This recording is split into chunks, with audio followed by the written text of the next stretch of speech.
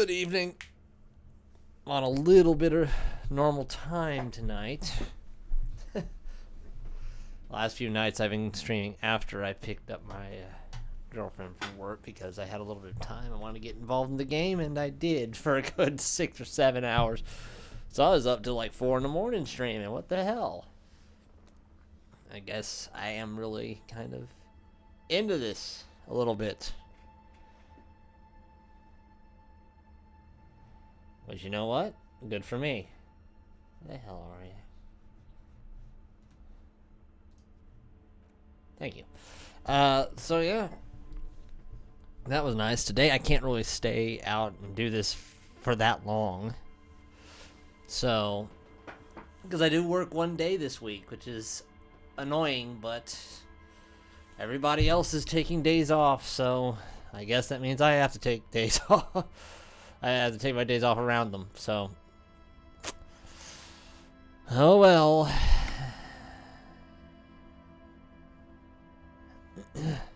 I do say weird things quite a bit. Thanks for the advice.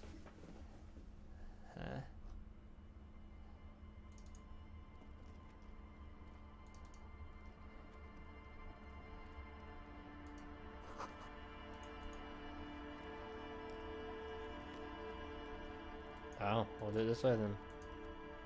It's in here.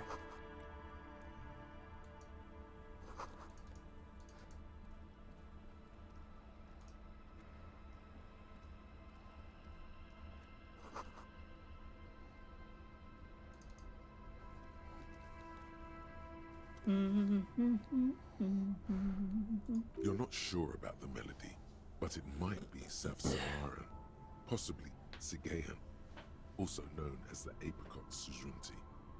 Welcome to the fishing village. Please lean in closer. I have cataracts. Then how does she know you're here?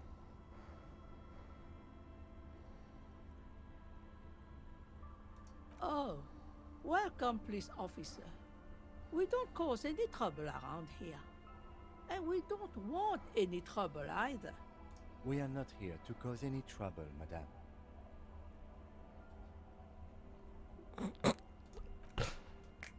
No, you're not. I've seen you around here before. 12 years ago. You didn't raise any hell. You were quite helpful, actually. But still, in Martinez, you're considered an ill omen. Why hasn't anyone told me that? Oh, the usual. Dark tidings. Black hound. I got a flashlight in your eye. No, not you personally. I meant the RCM. Some of the men got into a fight. One of them killed another. Locked himself in that woodshed over there. He was brooding, needed some help opening the door. You got it open for him and took him to think about what he'd done in a more secluded place. Somewhere more quiet. She says it as if he was on some kind of spiritual retreat. Maybe they are afraid. Because you're an ill omen. But you're still welcome here. As long as men with guns aren't chasing you. And maybe even then. Because that's the kind of fishing village we've built. I'm sorry there's not a lot of room to park the motor car. Don't worry, I found a and parking not spot a lot of houses, in the river. or a lot of people. My kids are long gone, searching for treasure. So are others. Ah, look at me ramble on. What brings you to us?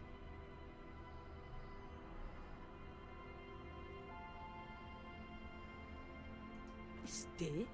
Most people here are trying to leave. That said, if lodgings is what you're looking for, I've got a free room in the shack. I won't charge you for it. Take it as a gesture of goodwill from the village to the RCM. That's exactly how they get here. That's why we built our own cinder block houses on the seaside. So we don't have to give money to those crooks. They might not look like much, but they are ours. Aye, the room is pretty bare bones, but it's got a bed and roof over it. That's more than some folks have around here. When Varson communist revolutionary Ignaz Nielsen was in hiding, he stayed in a hut on the Boreal Plateau for 10 months.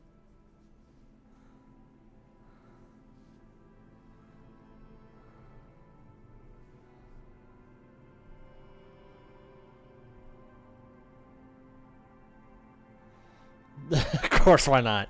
You best not be plotting another revolution under my roof. We barely got through the last one. But you're But asking the anyway. room, do you want it? Yeah.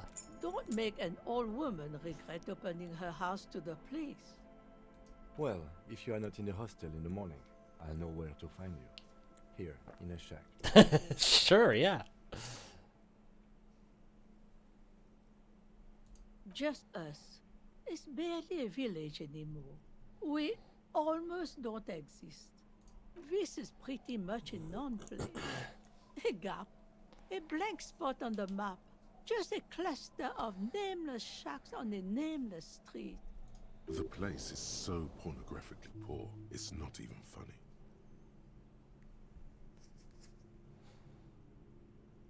Well, there's Lillian and her kids. A few new folks live in the house to the east. But they are away right now. And then there's the drums. Not a pretty sight, but there's little we can do about it. Home is home, even for them. Sooner or later, you'll see for yourself. Don't have to look long to find these guys.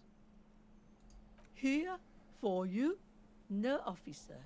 The only money we have here is some coins the drunks tried hiding from their women and then forgot about. Under carts, boats, in little boxes, it's not hard to find. The lack of wealth is the one thing we've got in abundance. It's cold, simple. Riddles. Fits with the general. Aye. Sometimes it's as though I'm also gotten lost inside this nameless nothing. Oh, it seems to be a common theme these days. Isn't that what people always think when they are lost? Something I can do for you to find your way, officer? Over there, you can find more of the same. Shacks and trees growing wild. That's the pox. Yes, I did. Between here and Jamrock, a dusty sea of old trees, all covered in industrial soot. Small houses under them, an overgrown park. An old military hospital and its surroundings. Or it used to be, during the time of the suzerain. After the war, it was turned into a goodwill hospital for shell-shock veterans and folks looking for some quiet in the old sanatorium gardens. Now the area is crisscrossed with nameless streets and makeshift cinder block houses. Sounds normal to me. Shacks as far as the eye can see. The goodwill ran out. The staff left and the place was shut down. It's long gone by now. She nods, rinsing another piece of cloth. Not much. There's the abandoned church, the DeLorean Church of Humanity. It's been there since before my time, even. Some things just don't fly, officer. Look around. Who'd go to church here? They built it 300 years ago. Must have been nicer then. So, they don't hold services there anymore? The Ecclesiastes? No, we've tried, but things just keep happening. Crime, accidents, other things. The place never stays open. It's a pity. It used to be such a nice church. Before you get to the church, there's some ruins, an apartment complex, or some kind of electrical plant. Run-down bunch of houses, empty. I don't know exactly. A pre-war place. It used to be something. Before the war. I wasn't here then, you know. Was born in Samara. Of note, the old fish market up on the boardwalk. but it's closed. No one. That's why it's closed. It was once a bustling Indeed. place, back when I was young, and so was everyone else. Now, what catch we do bring in goes straight into a lorry for the Delta or somewhere else. What? You're one of those real estate people with big plans? If you want a development opportunity, you can check out the abandoned building over at Land's End. Used to be a supply depot, we think, sending goods and ammo across the bay. It's jammed shut though. We tried to get in, see if there was anything to sell or scavenge, but it's impossible.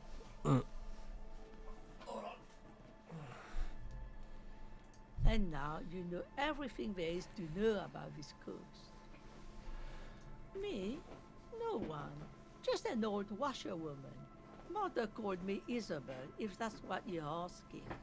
And my married name is Sadie. Now it's your turn, Mr. Quite a handle you got there. So many titles. One of them double.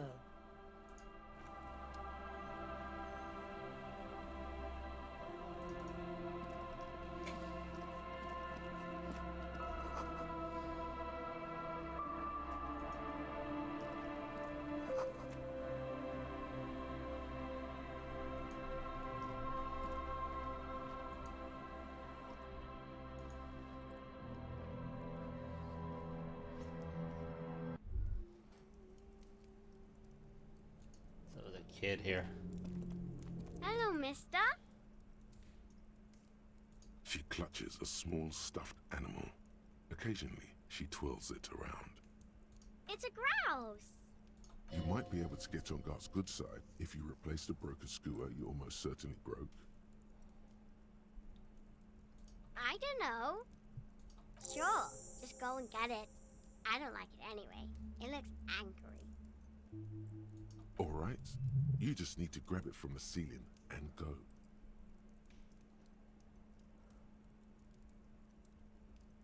It's Lammy. He's my... Lambie is a stuffed lamb that, admittedly, has seen better days. One of the eye buttons is missing, and the fur is tattered in several parts. Yes. Very soft. Isn't he soft?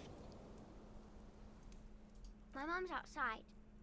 And I don't really know about my dad. Bye!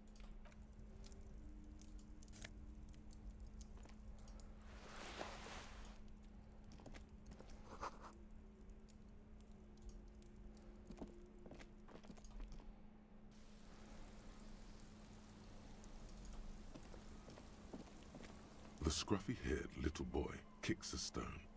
He can't be more than 5 years old. The other one looks indistinguishable from him.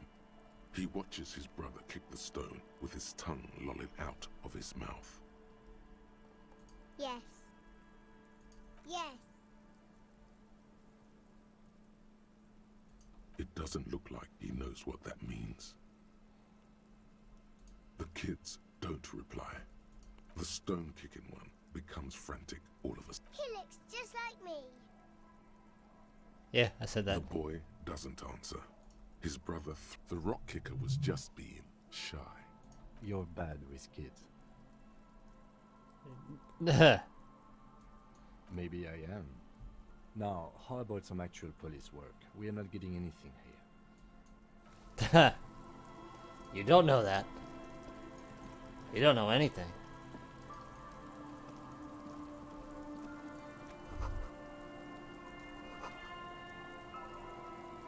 Anyway, what am I doing?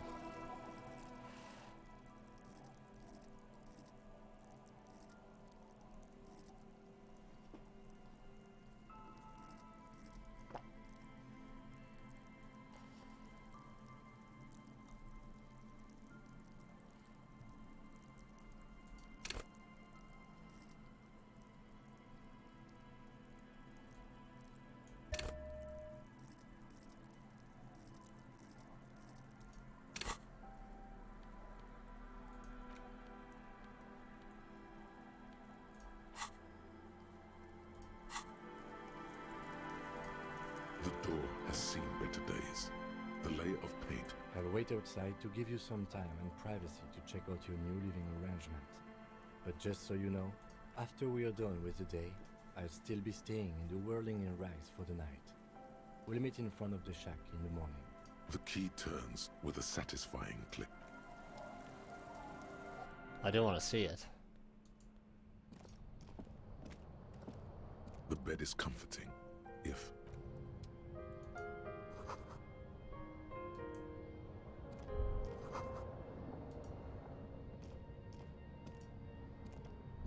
On the table, you see a bowl of water, a rough soap, and next to it, a small hand mirror.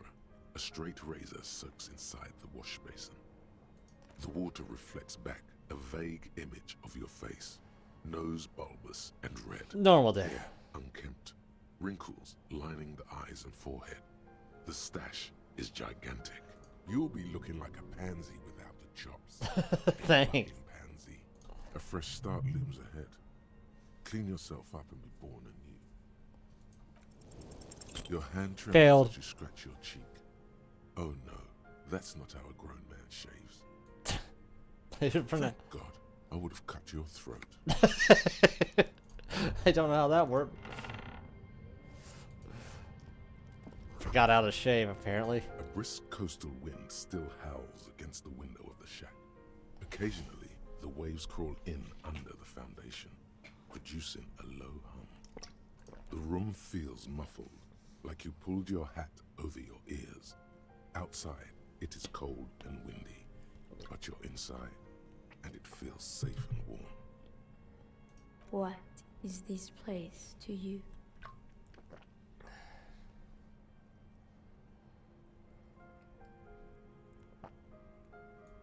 Westward, across the canal, towers the Whirling in Rags. Door number 1 on the second floor is locked. Behind it lies a trashed room. 1 floor below, behind the counter, stands an irritable man. In a small shack in the fishing village, a baroque heater hums quietly, emanating a sense of comforting warmth. A wash basin lies on the table, the water inside reflecting the somber face of the world. Far away, on the corner of Perdition and Main, a nondescript building, obscured in a haze. It's vacant and lost, just like its tenant. Fair assessment, yeah. Outside, the howl of the wind has picked up. The waves crash against the stilts again. It's as if you think the thought, but in someone else's voice. Look under the floorboards.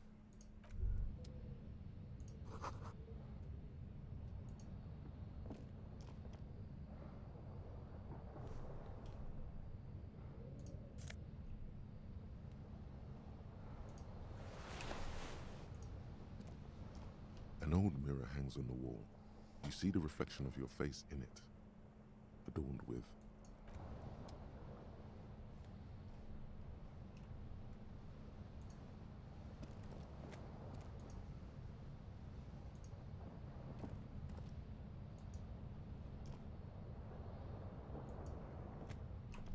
Not sure where this floorboard is at.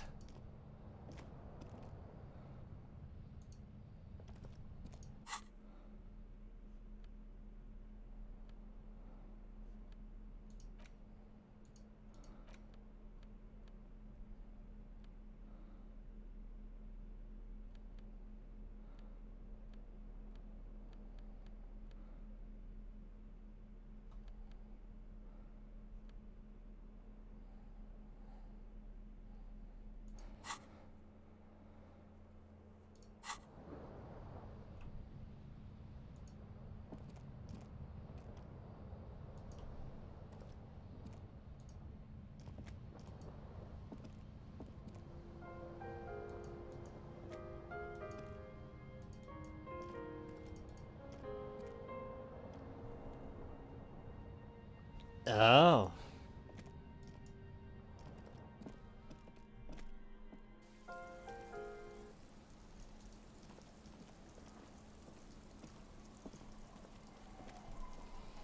Our tenant, the policeman.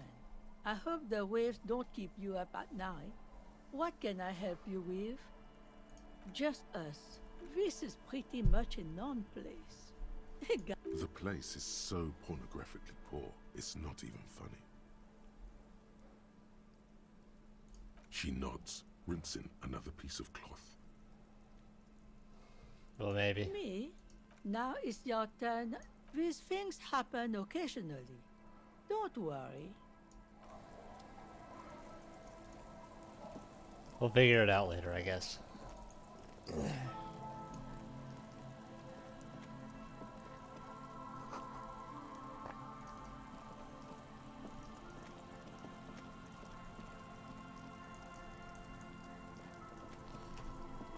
Or even better. Money.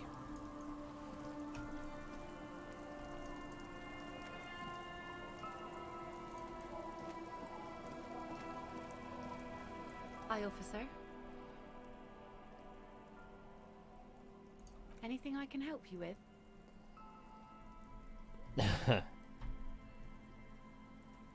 You've graduated to Lawbringer now? Yes. Men with authority have their quirks.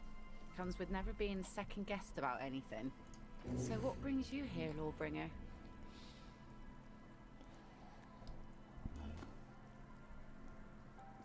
The name is Lillian. People call me Netpicker. I think I have time for questions.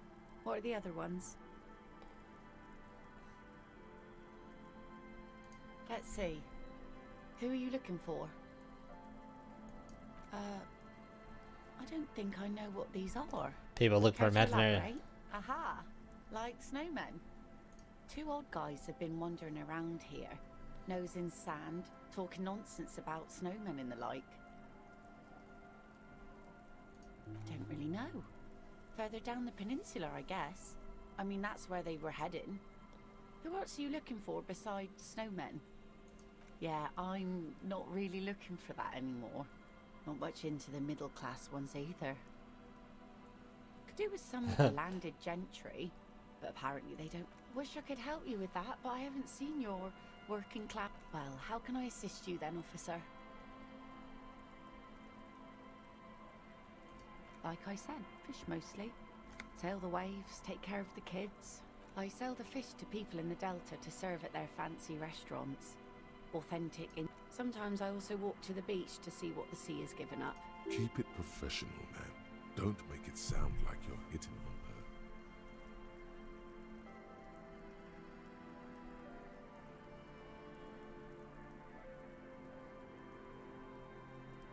her. Well, Oh, very. Finding pieces. What else? Bottles, drugs also. All right. Major choice moment. You only get to ask one thing. It would be weird to say them all. are you sure? Mines. Mines. You need mines.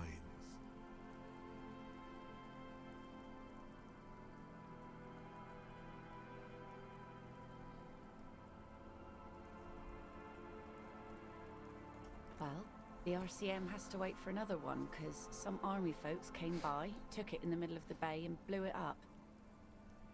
Spiky. Must have been a naval contact mine.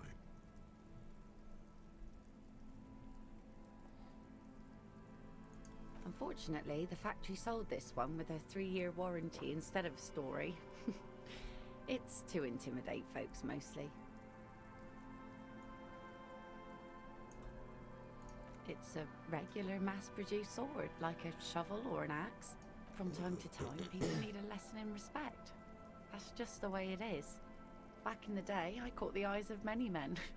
And believe me, men need a lesson in manners from time to time. What makes you think we haven't?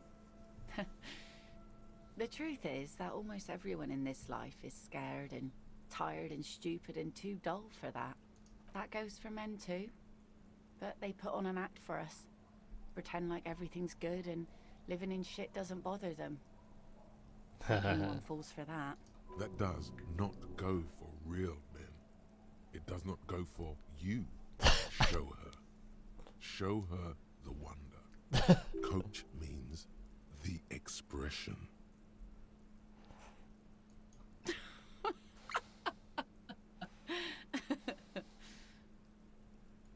Sure. It looks as if you could face down any horror in the world with that same unchanging grin. It's like a shield. The traces of her laughter are still there, in her eyes, fading fast. No, I'm afraid not. Tempting to confiscate the blade I used to keep these animals in check. Some went to patch their wounds, their lesson learned. Others were more thick-headed. And one of them, I ended up marrying. Guess I enjoyed the way he bled. Gone. It absolutely does not. We are not going to look for him. No. There's nothing to find. He's dead. Lost to the waves. He didn't respect the sea.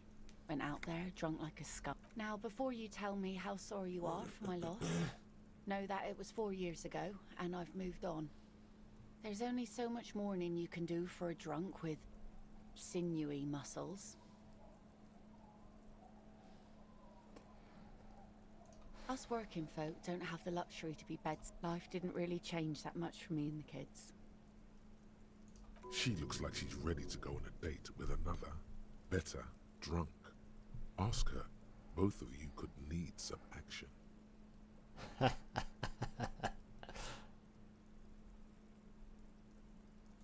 Sure is. The sun, I call her, coated with a fresh layer of tar just yesterday. It'll take some time for it to dry, assuming the sunny days continue. Aye. Sunny days. You got a problem with that? No, man. We have no quarrel with sunny days. Good. It would have been bad news had it turned out it wasn't a sunny day. Bad news for the skiff, bad news for the nets, bad news for the kids. There's a moment's silence. She looks at the rain streaming down the yellow belly of the boat. In time, when the sea turns and the winds settle, she will be ready. Waves wash the sand. A skiff moves across the mirror-smooth sea, far away from here. A lone passenger, a fast sloop in the distance. White sails. My prediction, it will be at least 2 days. Oh? Well, how can I assist you then?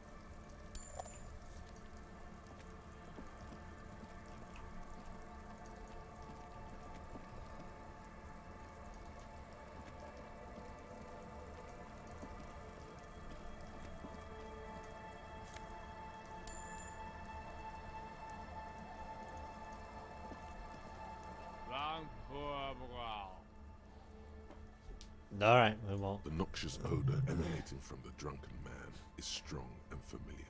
It's me and me. Don't you call her? Yeah! Don't call Abigail! Besides, he won't understand you anyway. Abigail. Oh, Abigail. Abigail. Don't call her. You're not going to get anything out of this guy. He's too drunk.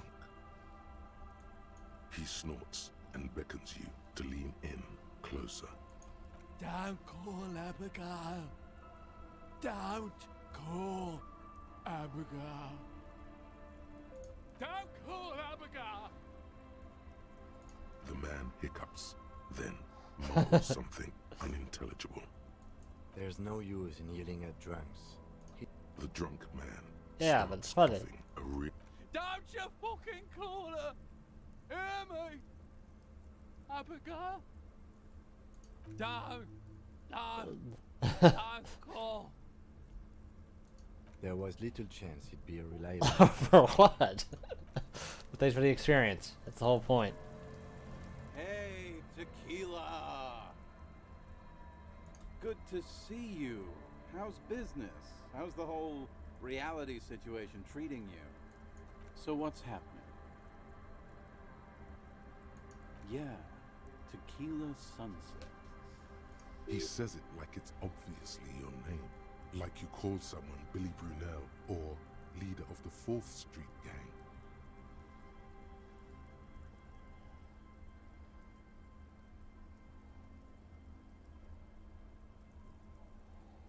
That's the spirit. I used to shape reality into my image a long time ago. Those days are over now. Sadly, things aren't going that well in Idiot Doom's Spiral Land. Haven't found those keys yet, haven't won that great piece of ass back. No word from my business buddies. Idiot Doom Spiral, huh? This is bound to be a good, high-concept conversation. At last. We are saving the world. Please. Please don't call. Don't call. Okay, we're drinking. We're drinking alcohol. That's what we're doing. I tried to save the world once, a long time ago, with enterprise, creativity, and willpower. But that didn't work out. So now, it's a pirate's life for me. It's you. We've met before. No, you sure don't. Maybe. You look like you want to know how Tequila Sunset came to be. You look like you want to hear the tale. Let me take a sip to moisten up my cords. Tequila Sunset rolled into Martinez last Friday. And by Tequila Sunset, I mean you. The man, the myth. Hey, let's not jump ahead of ourselves. This is your story. Stop interrupting. You got here on Friday to solve a case, hoping to be the early bird who gets the worm. And by the worm, I mean the bug. Because as far as I know, all you did was get pissed drunk. It's a normal day. You kidding me? How else am I gonna go about my duties? Word on the street is you went around the local hostel telling people that you're a police officer, and that it would be really fucked up if you shot yourself in the head right in front of them.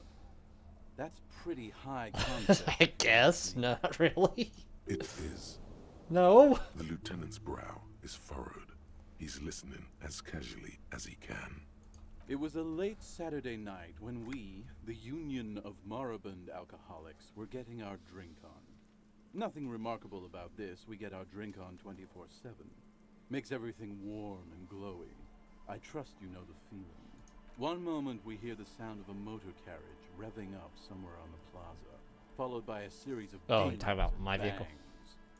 Do you remember the sound of wood cracking? The billboard? Naturally, loud noises pique the interest of anybody owning a pair of ears. That's just the reality we're in. Anyway, there was a brief silence. A gasp of silence, if you will. Followed by a real commotion. We heard the carriage careening towards the coast at top speed. Sounded like someone jumped the canal. We grabbed our brewskis and rushed to the jetty. Never underestimate the speed of alcoholic. What we saw was a sight to behold. A beat-up police carriage containing you. Right there on the beach. You revved the engine and screamed at the top of your lungs, "The time hath come!" So, naturally, being the curious cat I am, I asked what time hath come. To which you replied, The time hath come for tequila sunset. Oh, the so this- end of all things.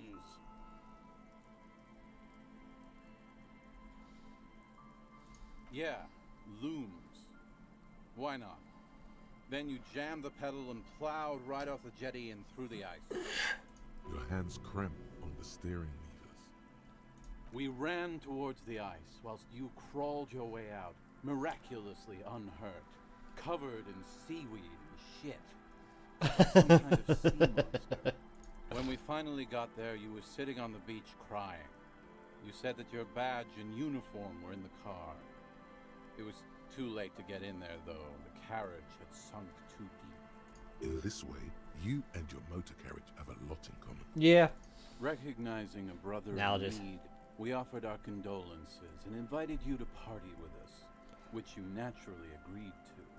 We asked about the whole tequila sunset thing, and you told us it was your name now and insisted that we all call you that from then on. Yeah, I agree. Hours. It was an all-night drink-a-thon. Then, at some point, I think it was Sunday morning, you got belligerent and wanted to talk about Revacholian women. How they're beautiful and also whores and so on. How one of them fucked you real bad. After a short while, you crossed the event horizon, looked sullen, got up, and left without saying anything. Wow, that's quite a story.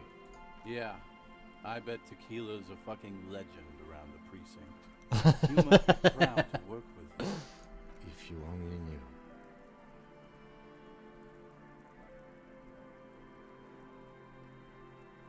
You were pretty vague about it, but you kept saying you got fucked real hard, and that we've all been fucked too. No one's fucked me. I do the fucking around here. It seemed pretty painful, to be honest with you. If I had to guess, I'd say you're still working through some shit. Beside your gun and your badge, you said something about your hope or heart or something. To be honest, the details are a little hazy. In retrospect, I guess you lost your motor carriage too? That's a big one. It is. You told us that they were a bunch of fucking losers whose main interest was cramping your style. Yeah, of course. No specifics, though. It was more about you that night. You were the star of the show. Yeah, you said it was no biggie and that you'd solve it in no time. And that you didn't need anyone to do it. You're doing it solo now. A lot of cops go solo and hermit once they reach that level of alcohol. Yeah, you kept talking about how the coal mine owners were fucking us all over. Of course. Just like that woman fucked you. I didn't agree with you, by the way.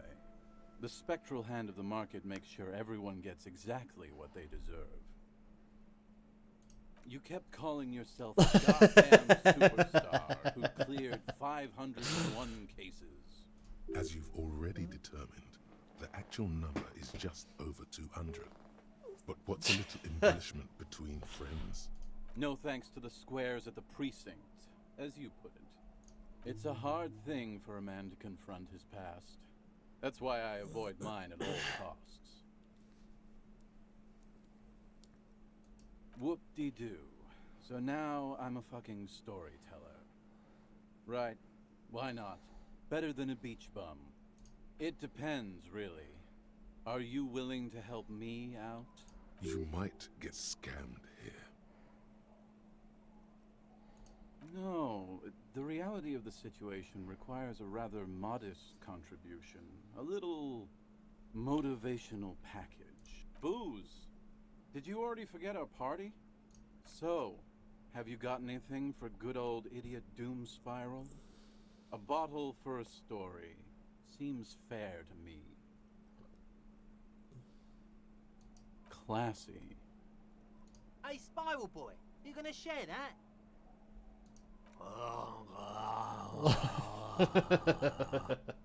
Shut up, guys. I'm telling a story here. Something happened to you. Something happened to me, too. My actual name is George. But around here, you already know. I was once a reasonably high net worth individual, a founder slash junior partner at a high concept creative services agency. When my story begins, I had just landed a major contract with an insurance firm. I used the profits from my agency to finance what I called a cultural incubator. Abstract value generation, value per person, high concept stuff. I developed the paradigm, worked within the paradigm, but the burden of leadership weighed heavily on me. So I went jogging every so often to keep myself sane. It did. With my trusty Sansaric tracksuit, I felt like I could conquer the world. But now dreams are worn thin, much like my tracksuit. One day I left on my evening run. As you may know, it's impossible to clear your head when you're distracted by the sound of keys jangling in your pockets. His eyes are clouded, his dilated blood vessels encircling his irises like stinging brambles. His eyes are your eyes. So I removed the key ring and put the keys for the front gate and the apartment into different pockets to stop the jangling, you see? At least, that was the plan. I was halfway done with my usual lap when it started to rain. The reality situation became very wet, very quickly. Wet, okay? It was raining really hard. I made my way back home and discovered that I didn't have the key to the front gate. I'd mixed it up with the key to the letterbox, which was useless. Naturally, the situation required me to climb over the gate, which I did. There was no climbing down because I slipped and landed on my ass. No, you don't. Whatever. The point is, reality was looking rather grim just then. Me lying on my ass in a mud pit in the middle of a heavy shower. But when life knocked me down, I always got up. So I made my way across the yard. Standing in front of my apartment door, fumbling with my pockets, I realized that I'd also forgotten my apartment key. I wish I were, Tequila. I wish I were. Instead of my apartment key, I'd taken the key to the office. I rang my neighbors' buzzers. It was late, and most of them didn't even answer. Those who did assumed I was trying to sell them something and hung up before I could even explain the situation. People are naturally wary of ad men, you see. One moment someone chats you up, 5 minutes later you've bought a box of edible lingerie with a strap on. I don't begrudge them, especially since I was known to be one of the best. Just then, I experienced a moment of clarity. I still had the key to my office. I could wait out the storm there. But when I reached my office, I remembered that I'd asked one of the producers to change the locks that day. And since I hired only the best, he'd already done it, and I couldn't get in. Anyway, long story short, life spiraled out of control. I haven't gotten into my apartment for years, and my girlfriend left me because she didn't want to date a homeless man. The company, well, you see where I'm going. That is an idiot Jim's file. So, now you've heard my tragic tale. What do you think? Like nothing you've ever heard, huh? Damn. The hobo lifestyle definitely has some perks. Not having to pay rent, first and foremost. Not being responsible for 20 other people is nice too. But that charm wears off pretty quickly. Before you know it, you're wearing a shit-stained tracksuit and spending your days picking tear. Good fucking question, Tequila. If I knew the answer, you think I'd be hanging out on a beach in this formerly premium but now extremely dirty two-piece lycra tracksuit? Yes. I used to own my reality situation. My business buddies and I had our own creative services agency. I had a nice apartment, an even nicer piece of ass. But somehow it all got away from me. Now I can't hang on to anything. Just last week I stole this nice new jacket, but then I lost it too. The only things I haven't lost are these two drunks. A lost jacket? Sounds like a mystery you could look into.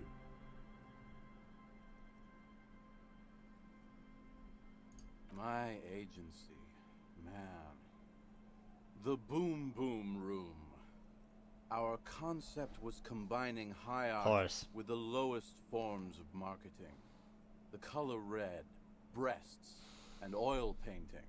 I convinced my partners to reinvest some of our profits in an even more high-concept cultural incubator called Thin Air. The artists were happy, the clients were happy. I was financing a group of poets in East Revachol who were developing a new universal poetic language. But then it all went to shit.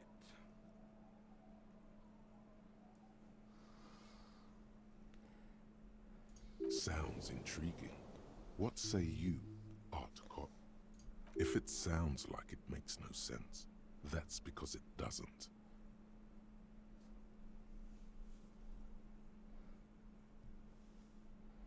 I know! It was fucking awesome! Too bad I went on a jog, unleashing a cascade of doom that washed it all away. What? You've never seen 100%? You really shouldn't touch it. Pretty nice, huh? Good God. It's nearly impossible to describe how dirty this texture is. It's like rubbing two randomized trials have also found Lycra, TN, to be associated with a number of exotic, highly malignant cancers. That's so good. To look forward to. And then there's the smell. But you don't even want to think about that. Wow, you're lucky. He never lets me feel it. That's because your paws are fucking filthy, Rosie. We're right next to the bay. You could wash them any time. My fellow members of the Union of Moribund Alcoholics? They're exactly what they look like. Hey, tequila! You want to buy some speed? Shut the fuck up, Rosemary. He's a cop, remember? I thought he was a cool cop. A gurgling sound comes from the direction of the non-responsive man. And yeah, you're already acquainted with abs. So yeah, that's basically us. We drink together. Tequila, it's a verifiable tragedy. It was practically brand new. Sure, it didn't really go with my Lycra threads, but it did itch a lot less. Say, you're a detective, right? Maybe you can help old Doom Spiral out. Solve the case of the missing jacket. What do you say, Tequila? If I knew where I lost it, don't you think I'd have it? Somewhere north of here, that's for sure. You could ask around, see if anyone's seen it. I'm all ears, Tequila. I do. But as you can see, my fuel tank is running quite low. If you catch my drift. Then I can't keep on telling this. You too, Tequila. Good to see you, friend. Do I have deals set up for you, buddy boy?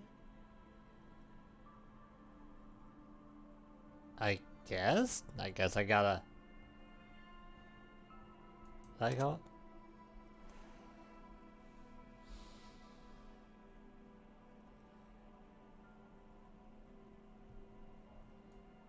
So what do you want? I got smokes. They're cheap. Very cheap. I got Pilsner. Great deal. You won't get a better deal on that piss. Spirits I can let go for 300 real. I also have speed. And by speed, I mean amphetamine. Oh. The system's been good to old Rosemary here. You see, friend, man makes his own label. Cigarettes. The hook. Where is it? I can't see it.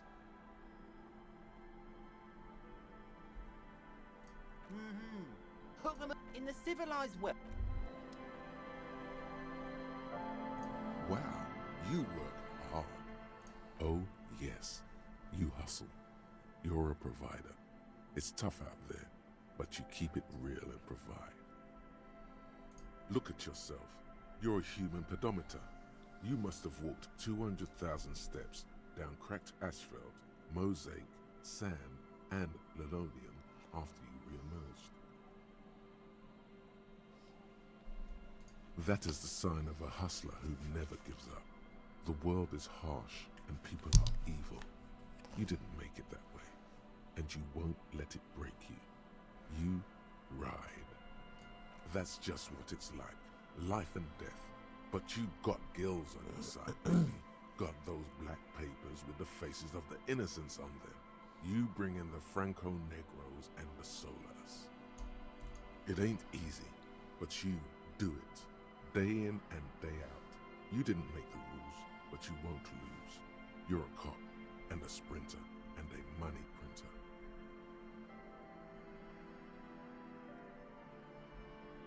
Can't say that. You shook him. You're a killer, a shark. You didn't log that in as a donation either.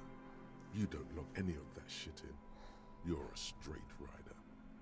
Yeah, you're in the sales business. Shake 'em for shit and then pawn it off. Law officer style. Sure. And has it been easy? Is life easy? Have you not gone into cardiac arrest? Are you not about to have an anxiety attack or shoot yourself in the mouth? But you still hustle 24/7, ride or die.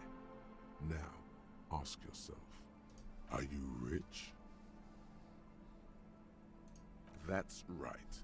You work harder than anyone. You almost rode yourself to the grave and you're still practically a hobo. Why is that? The Gart man has set himself up one of those self-replicating money structures. You should learn from it. Don't play the victim. Think hustler. Think with your head. Boo-hoo. The system is broken. Look, the immigrants are cool. The immigrants play cool music. Everyone likes them. Especially... That's right. 100%. That's whatever. Our tax is almost non-existent in the Gotham estate. That is Revachol. You and I both, but they got those indirect Of course. taxation. Sales tax, excise duty, extraction tax. This tax, 98% of all your money.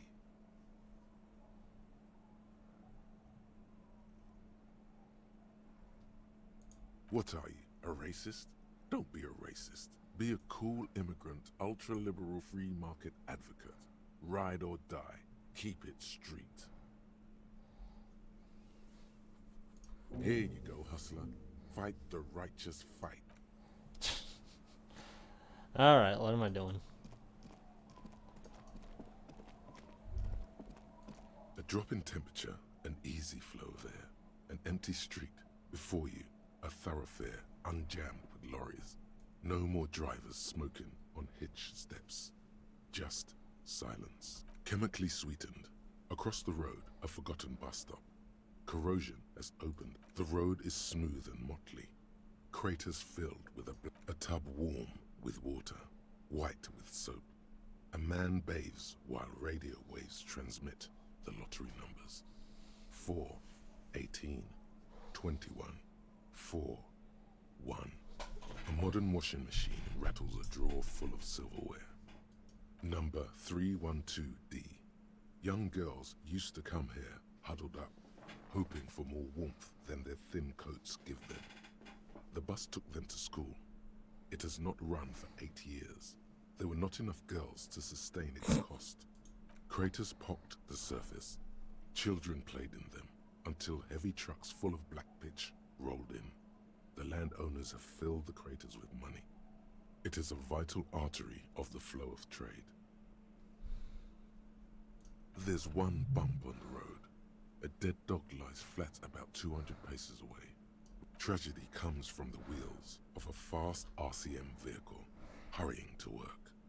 The cold washes over you. The sound of the sea has grown distant.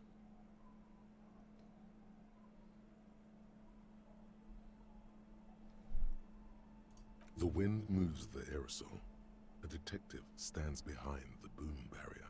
A breeze moves a curl of his hair.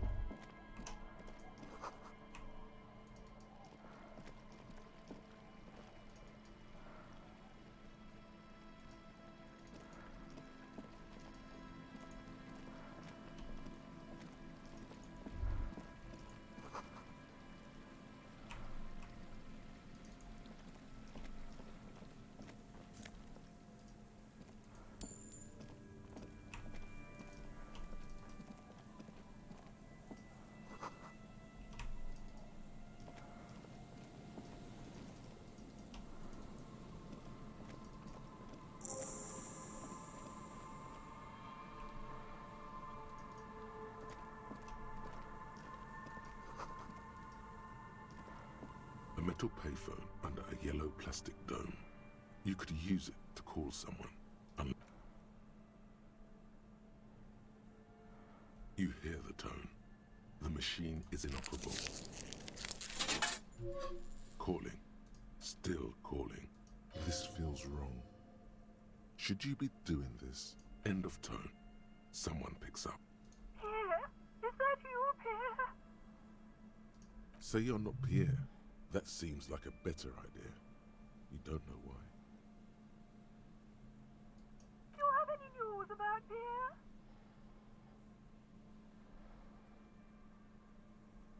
He's my sister's grandson. He used to visit me as a lad. I'm young. Oh boy. But who are you then? A salesman of some sort? Modern goods are rubbish, and I can't afford them anyhow. It's a shame what you did to our country.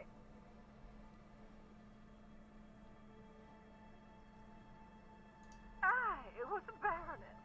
Pause. There is silence on the other end. You won't get me, and you won't get my money. Phone hanging up. Disconnect tone.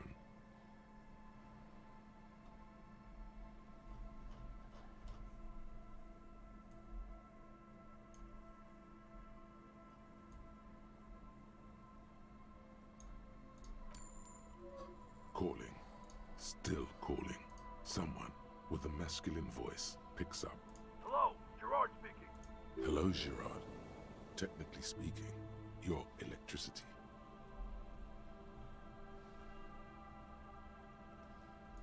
No, but I got a feeling I'll kick your ass is gonna make an appearance if you ever call this number again. Have a good one, asshole. Phone hanging up. Disconnect tone. Yeah, we got a little bit more we can waste. Calling. Calling. Calling. Still calling. Still calling. Stop calling me, man. I'll get you your money, alright? I just need till tonight. Let me work.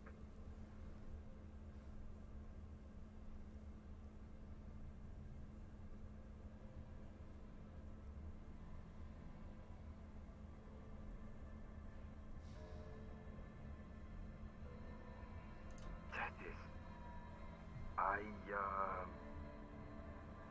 Hey!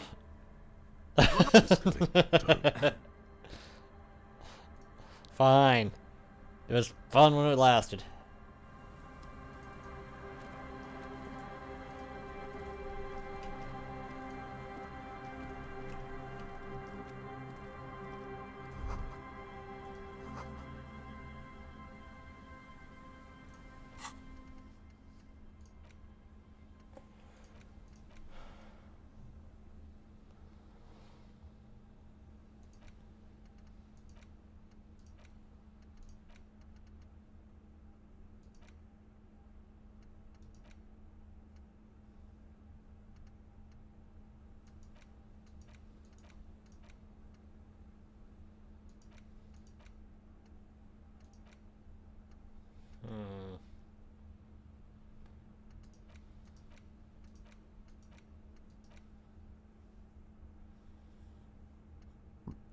Hmm.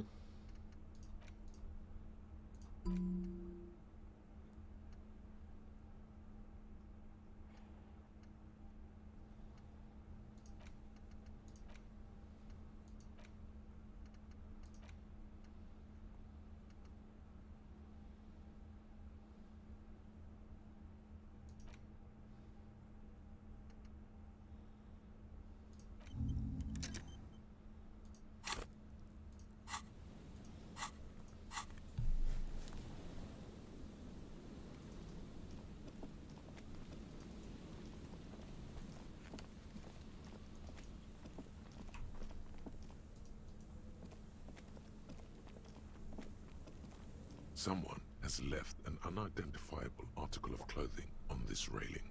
It smells really bad. It's streaked with dried seagull shit and topped with pieces of seaweed. A dangling arm suggests that there might be a jacket beneath the crust of filth. It seems likely that it was left in the surf until someone laid it out on this fence to dry out. Unfortunately, that just seems to have stiffened it. Where are the washer and dryers in this game? Please tell me you're not taking that with you. I'm sure he'll be thrilled to have it returned.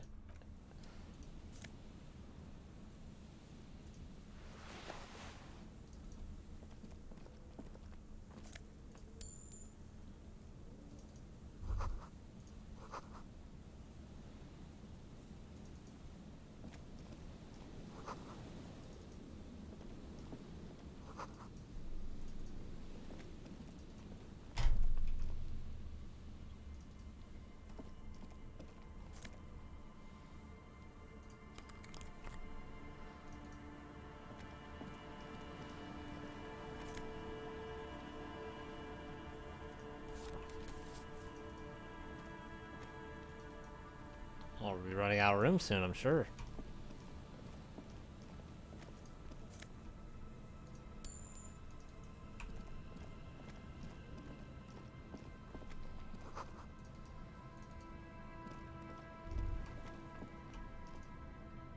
The smell. It's awful and familiar. It doesn't help. You can still smell it. Don't be naive. Don't you recognize it? That hideous pungency. That faint something cold wakes in the pit. The signs of decaying meat. It announces itself from 24 meters away. The lieutenant has already brought a handkerchief to his nose. There's some tear, an empty cigarette package, and a crumpled kebab wrapper in the trash bin. 2 empty bottles of No, there's more in there. Livis strawberry. A tragedy. Whoever tossed it here was a heavy smoker. Red Astra is the black market version of Astra cigarettes, known for their high tar content. You see traces of mayonnaise and ketchup on it, as well. It's no older than it's hard to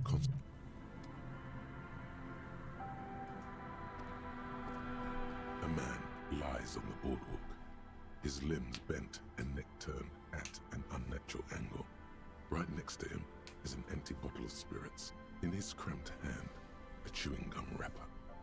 Half of his body has slipped between the cracked boardwalk, starting with the right leg. Oh, normal day. The fall has left him broken, contorted like a sad puppet. The smell is not as bad as a 2-week-old corpse, but it's definitely heading there. Hold on. Lividity is faintly pronounced. Whoever this is has been dead for 2 days. No longer. We need to investigate. Calm now. Carefully. Just another day. Just another dead body. Breathe. He's wearing mud-caked boots, beige trousers, and an old brown leather jacket with a bright blue lining. There are traces of kebab sauce on his chest. The leather jacket suits him well.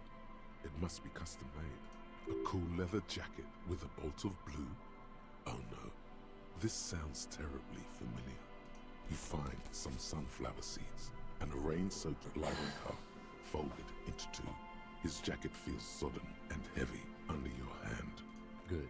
We should take a look at that library card after this is done. The man has fallen through a crack in the boardwalk and hit his head against the metal bench. Coagulated blood covers his black hair. One of his feet is still dangling through the hole. A bad fall. It might have been done. His expression is dull, like the sea behind him. Drops of water shining on his moustache. His eyes, empty and wide, look frightening in their frozen gaze. Height, 170 to 175 centimeters. Curly hair, stout build. Age, approximately 50 to 60 years. There's some dried blood on the metal bench, right where the corpse's head rests. The floorboards are rotten and slippery wet around the hole. And a dried chunk of blood covers the hair at the... This is what killed him. I don't see any other major wounds, do you? Seems like the head wound was fatal. It's exactly the shape of the bench. They screech under your feet ominously. It's hard to... You see waves churning below. He could have easily disappeared into the sea through that hole, and you would have never found him. A .75-liter Tallulah vodka with its cap tear all around us. Grabowski spearmint chewing gum. Yeah. Green leaves on the cover. The man's mouth is half against the blackness of death. He ate the whole pack, right? It's to cover the smell of alcohol. Before I've seen it before. Almost the same scenario. Even the chewing gum. It's always the same. The entire boardwalk creaks in the wind as you take a step back. Looks like one of the locals. He'd have to know this spot to come here. You don't just walk over here.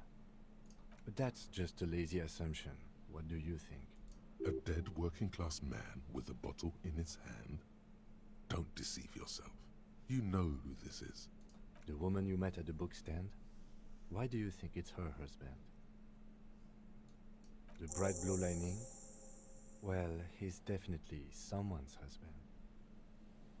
Death by misadventure. He slipped and fell through the boardwalk. A truly unfortunate accident. If it wouldn't have been for that bench, he'd be alive.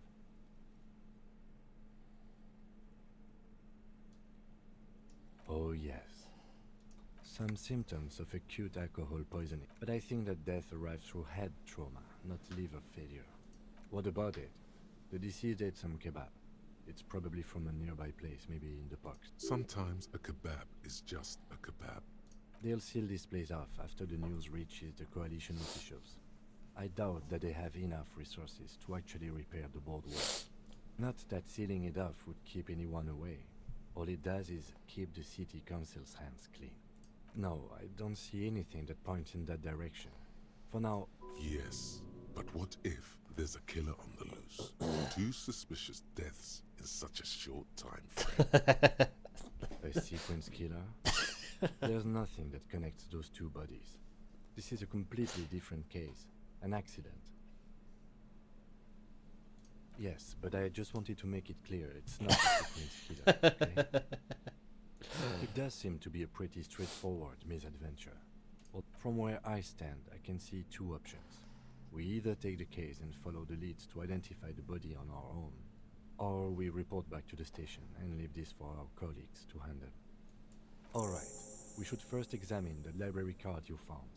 Then we can call the station from my kinema. Let them know we are taking the case.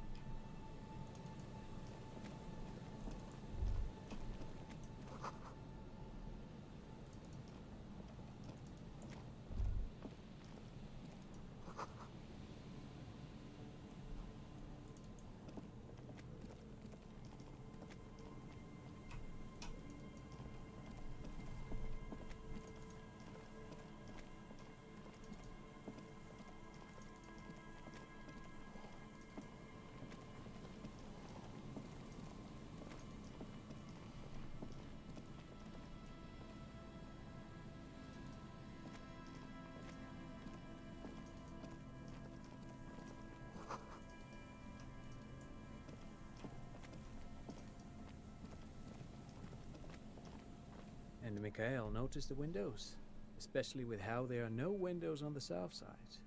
This was to deal with. You officers, come to investigate the historic subtext of West Martinez? I'm Tran Heilostam. You must be Kim Kitsuragi, right? I was just telling my son about this building. Not a lot of people realize the historic significance here. Very rich in hypertext. Nice to meet you.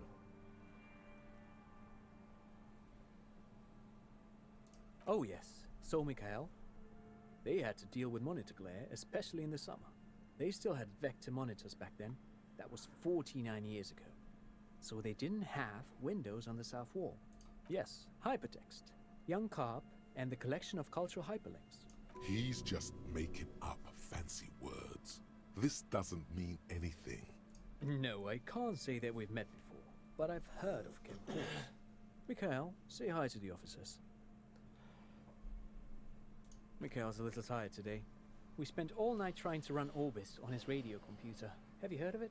It's a programming language used in Grad. Quite tricky, but he wanted to play this Grad-made adventure program. We've been getting really into Worms lately. The man speaks in the artificial cadence of a professor, or someone who's too many radio shows. But I assume you're not here for giant worms when there are so many real things to see. Just as I was telling Mikhail before, this is where the Coalition landed in '08. We could be standing on what is the most interesting landmark in Revachol West. Wow, get a load of this guy. He really enjoys his trivia. The Orbis programming language was named after its inventor, Victor Orbis, a cybernetician from Grad. They run Vox in the Occidental countries. I do have some money, yes, but that's not what's really important here. No, I mean, come on, you need the money. If it's not a thing, he can give you some. Oh no, I don't have it on me, officer. I was talking more... I'm just spending time with my kid here, showing him around the lesser-known parts of our hometown. Not that he would have to worry about being robbed. He looks surprisingly buff. Does he work out? I do some Lomantang stick fighting now and then. Lo Mantang stick fighting is a form of martial arts originating from the island of Lo Mantang. It uses slender wooden sticks for confronting the opponent. Actually, a great many cultures have their own version of stick fighting, such as the sacred Mabolo tradition of the Harli people. A name deriving from the butterfruit tree traditionally used for crafting the long, slender sticks, whereas the sticks used in other cultures... You doze off as he paints you a comprehensive picture of the history. Man, he's good at speaking. People must love him. But anyway, I'm boring you with details again. You were saying? Lomantang stick fighting is a little like a Berolidan addiction. I've been practicing it for nearly 20 years now, so you could say that my doses have grown a little peculiar.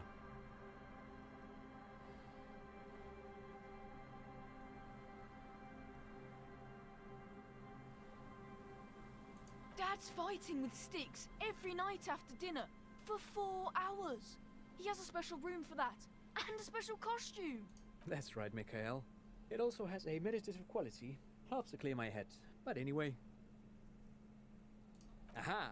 But it's not just any... What not a lot of people know is, this used to be the R&D department of Felt Electrical. And Felt, which now sells ink cartridges mostly, was once a top dog in the turn-of-the-century cybernetics boom. It looks old and weathered, with seagulls picking apart its stone and metal carcass. That's not surprising. Only a vestigial ink cartridge and ferrotape manufacturer remains. They started out as a midway electronics outfit in Königstein 2 centuries ago. After an aggressive move to Revachol, Feld became a global player in the emerging personal electronics market of the pre-revolutionary era. Still, Tricentennial was beating them in business machines. But Feld had an ace up their sleeve, or should I say they were developing. And it was here in Martinez, possibly in this very building, that they developed prototypes for a tape computer. An elegant folding mechanism of rollers and ferrotape ribbons, portable enough to be a take-it-home solution. Revolutionizing business machines, possibly even bring them to the average consumer, which is a feat of engineering even today's giants, Rehm, ICN and ZAM, haven't achieved yet. He assumes something like a combat stance, facing the wind. Indeed. What? The revolution! Unfortunately, their moonshot project never made it to the market. Feld's move to Revachol backfired. The revolutionary government liquefied their assets and expropriated those very advanced prototypes. Possibly from this very building, or one of the adjacent ruins. All of this was built by Feld, even the boardwalk. Wild Pines built Martinez proper as a resort for their middle management. Feld built this side of town for R&D. Yes, they even built a pleasure wheel, but that... A pleasure wheel? Yes, to lure in their star engineers. This part of Martinez was nothing but reeds before Feld arrived. They had to make the prospect of living here... Oh, I'm afraid it didn't end well for the boys. But this story is a bit too dark for little Mikhail here. Now, if you were to ask about tape computers... He means that the boys got shot by the communists. The boys were bourgeois. Officer, I told you this chapter of history wasn't on Mikhail's curriculum yet. Let's keep this kid friendly. The boy looks first at you, then back at his father, confused. They used them for military communications, but also to write and send out press releases. The most notorious example being Le Décret de Mars. What's the Mars Decree? I mean the radio transmission sent out to news agencies and world governments by the newly created Commune of... A short-lived legislative foundation for a short-lived utopia. It's a beautiful piece of text, actually. A singer-songwriter I know, Charette, called it a love poem to River Shaw on her political concept album, Bon Baiser dans ce Lind. You should read it. I tried to get Mikhail to memorize it. Tried to. Someone... The kid takes a peek at the green and silver verm on the cover of the book. Already forget... Actually, no one knows. Buckle up. 10 years ago, I did a little freelancing, I guess you could say. I was a special consultant for an exhibition at the Wompty Dumpty Dum Center in Vredefort, Oranje. It raised the same questions, and we had lengthy discussions with Paul Ockerman, who was head curator at the time. This was before the twins Keith and Guy Hughes joined the team, trying to... Wait, did he just say Wompty Dumpty Dum Center? He did it. He said Wompty Dumpty Dum Center, like it's the most natural thing in the world. Of course. What the hell is a Wompty Dumpty Dum Center?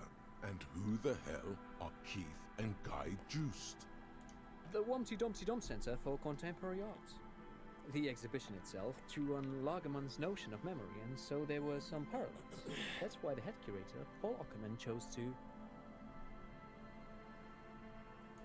In fact, I'm not. The Wompty Dumpty Dum Center is a place you can visit if you're ever in Vredefort and are ever in the market for an exhibition space / contemporary art research center. But perhaps I should return to the tape computers. As I... Made of black film and folding tape structures. Even one would be very useful. Though I understand the socio-economic causes of the revolution, it pains me to imagine the revolutionaries setting fire to the precious device. So they did. The failed playback experiment vanished into the fires of '07. Yes, the official name of the prototype. Who knows? Maybe it was an accident, or maybe they... But of course, what else? No, thanks to you for having me and little Mikhail here to pick your brain. A very interesting conversation. Pick your brain? If anything, this was rather one-sided. He did the talking. Whatever.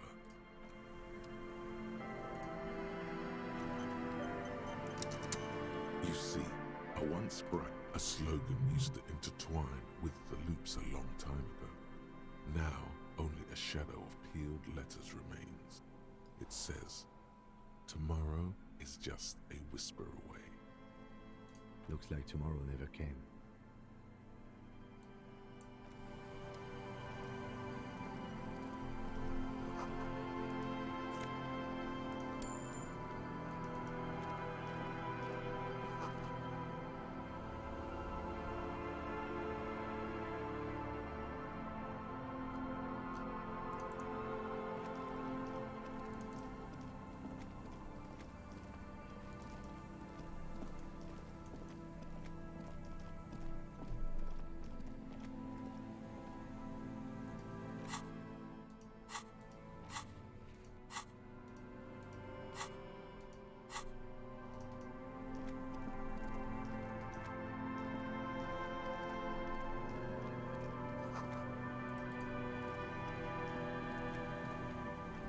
Go. Nice and easy. No way out. There's a cylinder on the ground. Who's there? Oh, the police. Hello, officers. His self-conscious enthusiasm renders his movements ungainly. He looks like your understanding of a scientist. Is that the police? Why are the police here? Don't worry, Gary. I'll handle it. To what do I owe the pleasure? That's sarcasm. He takes no pleasure from your appearance. Oh no, it's all right. I'm just busy. What's... of course. Thank you for passing along the message. That damn water lock is broken, and we can't go all the way around the 881. The 881 is a raised motorway that separates Martinez from Jamrock. The labyrinth of streets underneath it makes it difficult to pass, not like walking over a nice water lock. Oh, good. We should really be getting back. Gary could use a hot shower and a warm bed. Yeah.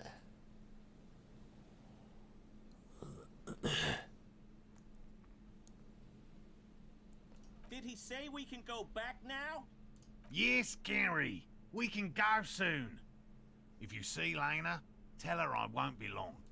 Sir, your wife is waiting for you. I just have to do one more round.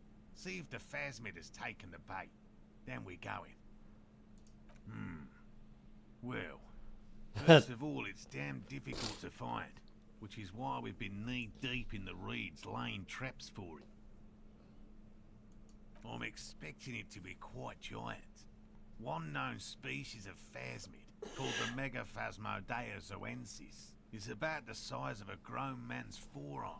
So, Seems puny, to be honest.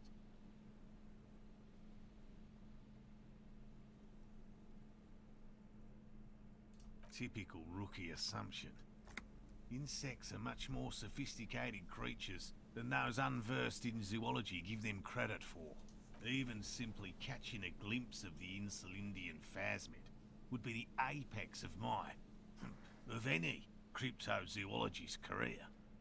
But to study it and its defenses, find out how it stayed hidden so long. Good question. Being a phasmid of the order Phantasmodea, a ghost insect, it disguises itself as plant matter. In this case, the reeds. Awful lot of reeds around, aren't there? And I suspect it may have also developed other specialised techniques to protect. That's my hypothesis.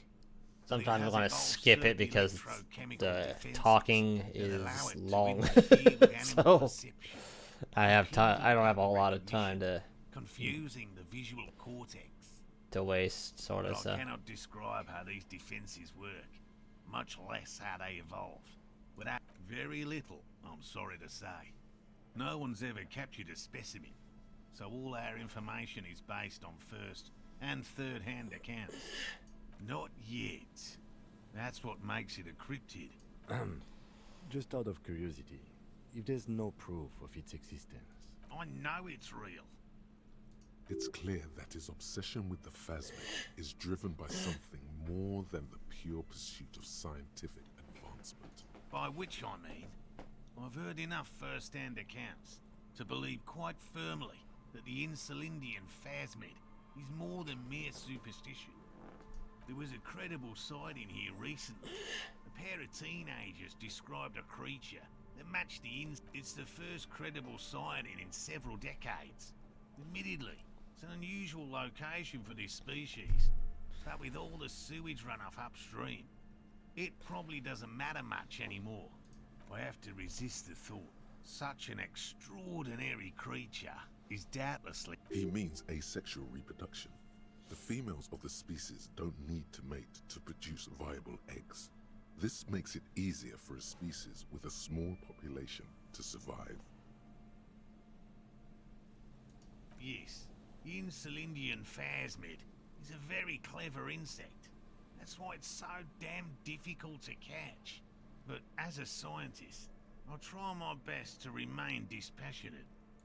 Well, they may not look impressive, but Lena designed them quite cleverly, so I'm sure they'll do the trick. Yes. Simple. Attracted by the locusts, the phasmid crawls down the funnel and, having eaten its fill, can't get back out. At least, that's the intention. The net isn't a perfect solution, but we didn't want to use anything that might damage the specimen's delicate exoskeleton. Locusts. Nearly all known phasmids are herbivores, of course. But we've hypothesized that Inside the traps, a number of a meat-eating stick insect. Does it pretend to be the reeds as part of its ambush behavior? This seems unlikely. Thank you for your opinion. We have also included plant material in the traps. They'll work, I assure you. The predatory hypothesis... The traps do seem to be deftly and thoughtfully constructed. It's clear... Yes. What? and I'm eager to return to her. My wife understands that. Come on, Morel. We've been... And leave the traps. Come on. She wants us back. I'm soaked up to my nuts over here. Of course it's important to her. She's seen it. She's seen it? Yes. That's how we first came to know. Suffice to say, it's long been our dream to find proof of the Insulindian phasmid together. I can't abandon course now. No. He's dead set on this. I could go for some trap setting. I didn't expect you to take such an interest in our work here, officer. Yes, indeed. Both require a great deal of research, attention to detail, and, above all, persistence. Bring it to me at once. He's not comfortable with the possibility that you'll claim the find, but he's lying about this even to himself. There are 4 in total. One is to the south, on this little peninsula. Another we set in Land's End, to the north. The third is set near the... You should check at least one of those before returning to this one. That seems like a lot. Do we really have time for this extracurricular venture? Even relative to examining a week-old corpse, I'm not sure mucking about in the weeds qualifies as fun. That's highly unlikely, officer. It's made of musk and research chemicals. The pheromone should attract the insect to you, or at least prevent it from bolting at the sight of you. It's quite potent. Will last you about a week.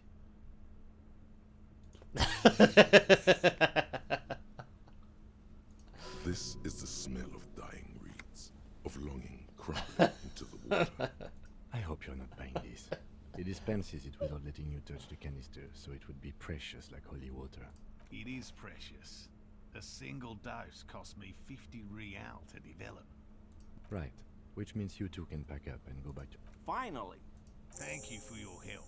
Gary and I will start breaking down camp. If you have any more questions... If it's more cryptid-related business you want to discuss. But what if the information is vital? On the hunt. What about his eager-to-leave friend Gary there? Talk to him too, perhaps. I've just always liked animals and puzzles. It's not child's play, just real.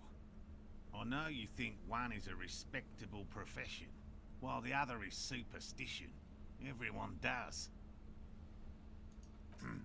My methods do not differ from other scientists. No, as I said, I have... Interesting. Something for later. This... Everything from forgotten regions. He's interested in things that people believe that scientists don't. Most establishment scientists only care about reputation and remuneration, not real research, and certainly not the truth. No. Of the list of cryptids kept by the Cryptozoological Society of Shemna, 2 are categorized as confirmed discoveries. The rest are in differing stages of Yes, the Chateauquan forest pygmy, who turned out to be an extinct species of primate, and a cave salamander. We cryptozoologists are brutally honest with ourselves, more so even than the public. With cryptids, most cryptids are hoax, indeed. If our expedition is successful, every paper in the world will report on it. From The hair on your arms. He has clearly done his math on this. There is no surprising him. Or... Yes?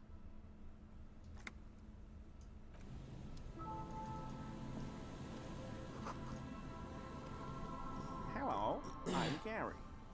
Very generous of you to help us out, officer. Yellow Man. I mean... The lieutenant raises his eyebrows slightly. I'm just waiting for my friend Morel to finish up with his insect traps so we can return to civilization. I like nature, just not this bloody coast. It's mostly drunks and degenerates that come here. Dark times will do that to good men. Oh, so that's what the RCM in Martinez is about. Great. So you do know something about it? No, no. Nothing. He's not feeling very comfy in his clothes, is he? Strange. He didn't kill him or anything, but there's something going on here.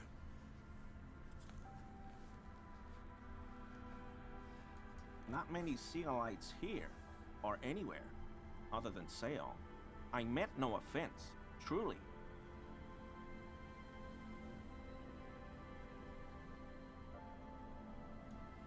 No, no problem at all. Sounds like some conspiracy topic. You might be able to discuss it with him when the lieutenant isn't here, if you can remember it. Not many Sealites here. Oh, yeah. Sounds like some conspiracy topic. You might be able... No, no. I help... There probably is a follow-up to this, but you can't think of...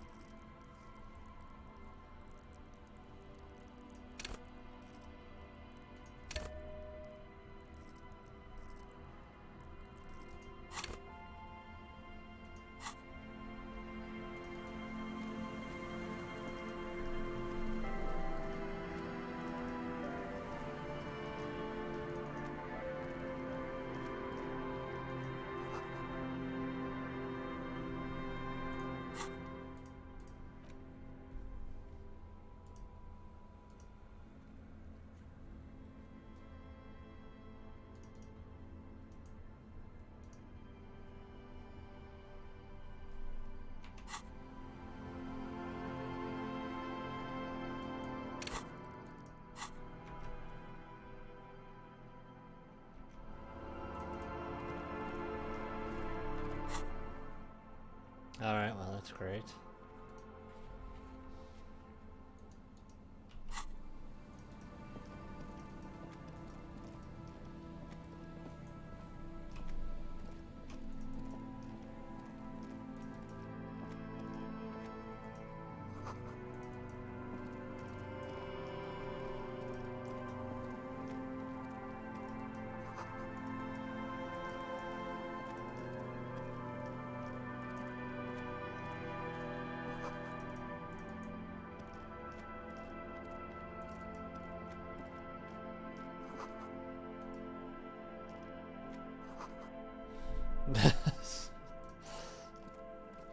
Hey, sorry, I don't really have a whole lot of composure there.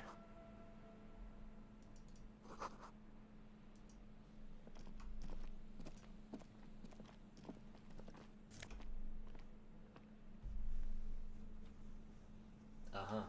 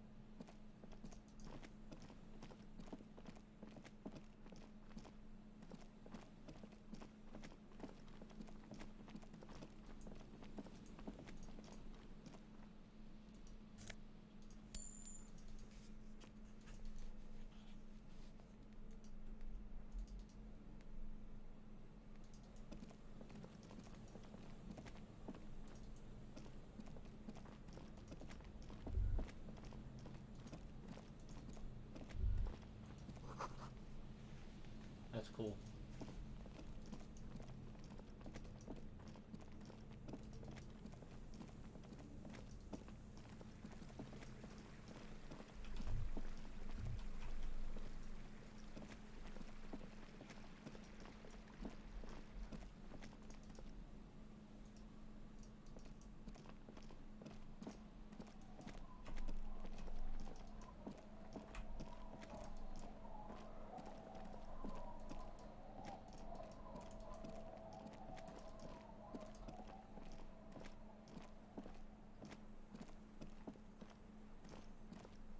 Tequila sunset.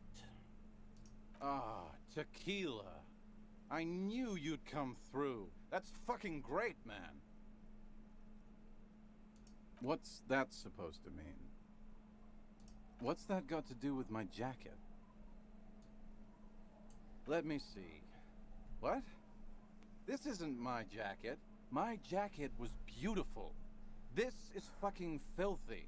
What am I supposed to do with this? I'm not taking a disgusting pile of... Either bring it back the way it was before, or find it... You know, despite the guano, it looks like the jacket itself is stain resistant. It may just need a good scrubbing.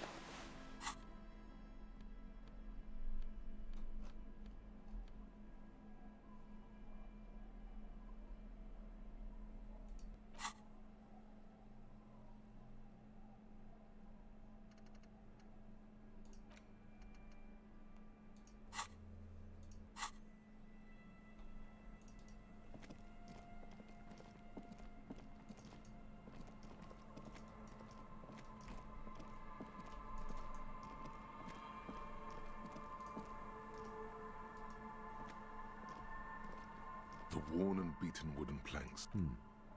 We can... You can revisit the bench.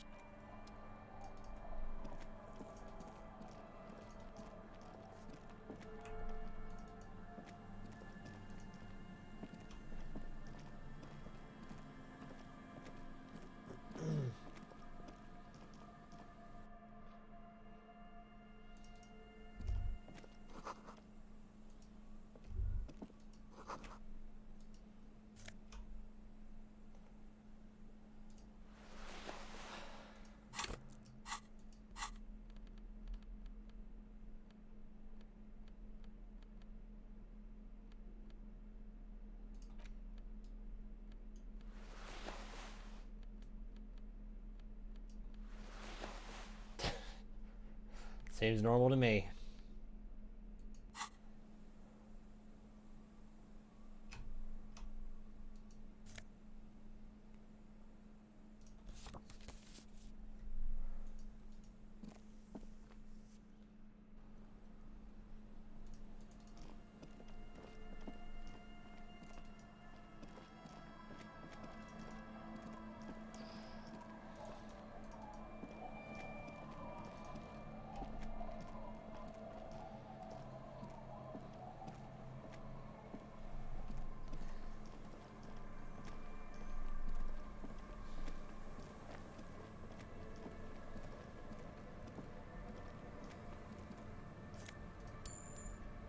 All that money. A lot of people just leave it lying around.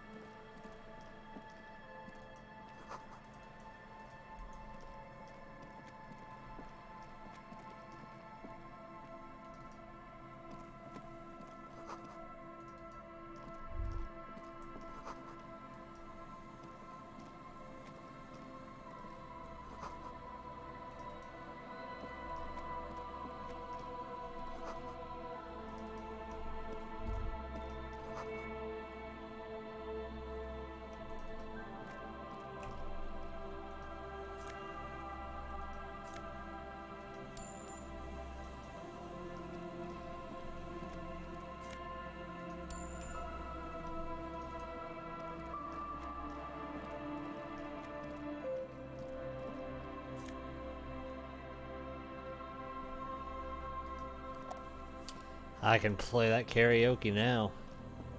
Sweet.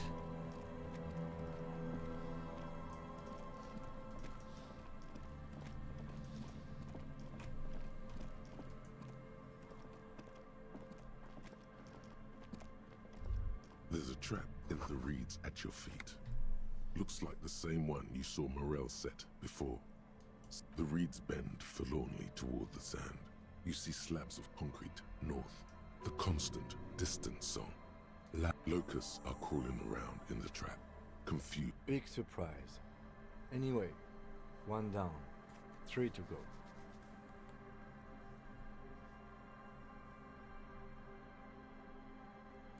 Surely. Anyway, the air is nice and fresh here.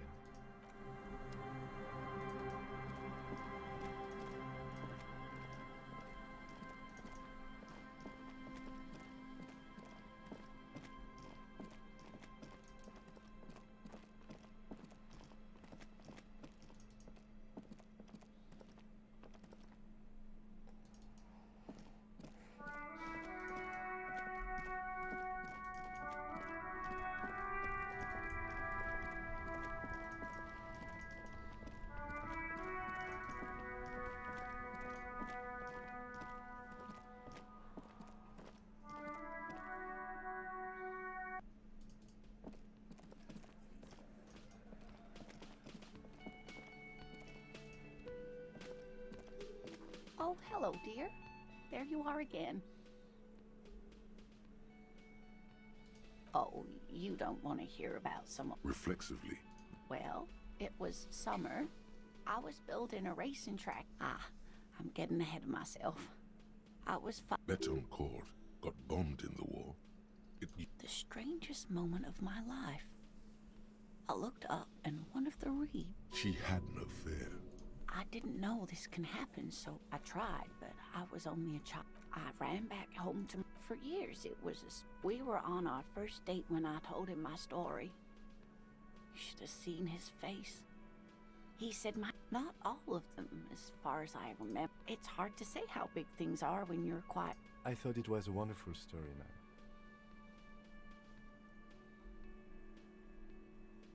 man. Our first. The sigh is tender. You're welcome, sweetie. I do appreciate the chance to relive it whenever I get one. Goodness, how is he? He's fine, ma'am. As we had suspected, he couldn't get back earlier. Oh, yes. That's my Moret, but I am so relieved. Now maybe she'll open up about those fascinating cryptids. Take her mind off all. No, you don't have any new winning tactics to get the woman to spill the I don't know. Can I help you? What is this thing? Cool. Okay. I was really hoping not to think about the cock carousel any longer because it made me feel like shit. But this is a competent piece of taxidermy. I can fix it to the plaque and have a new bird in the establishment, I guess. So, I don't know. Thank you. I'm gonna go with thank you. I feel good about our work here today. It's all about the little things, like bringing people random stuffed animals. It's not actually about that, but he liked it. Oh, why not?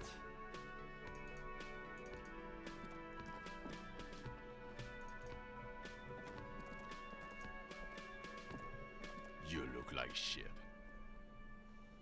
And I don't mean that as a metaphor.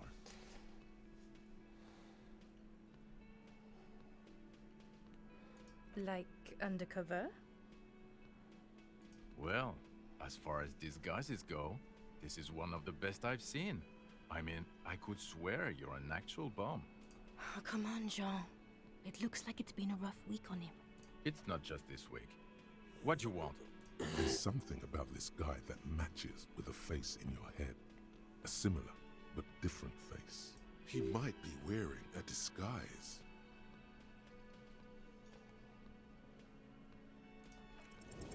There's something that binds you to him. Some kind of an outfit, maybe. A uniform.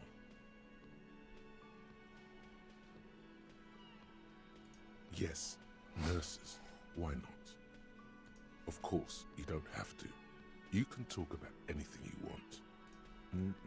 I'm not getting involved in this. About what? You don't look like a cop. You know what you look like? Yeah, sort of. I get the reference. Like after he got run over or something. Jeez.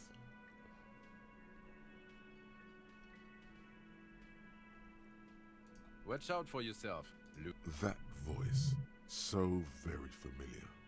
Did you hear it when calling to your station and reporting your badge miss? Oh, really? I wonder where. That's the where you remember me from?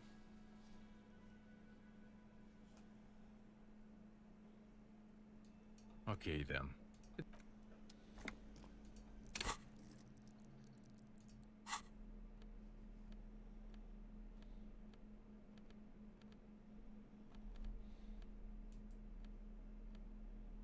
The Inland Empire. I don't need that.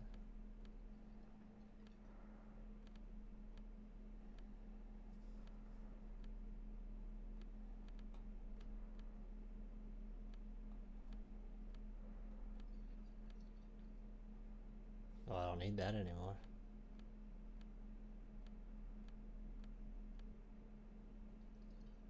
Oh, I already got.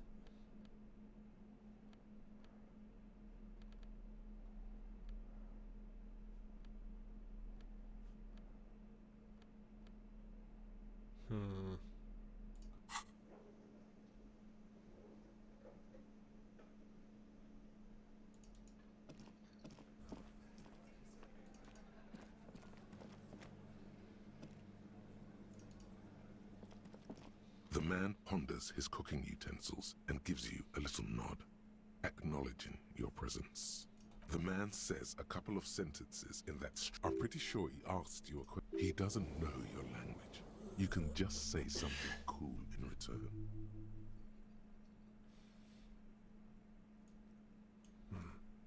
Boars need more vodka?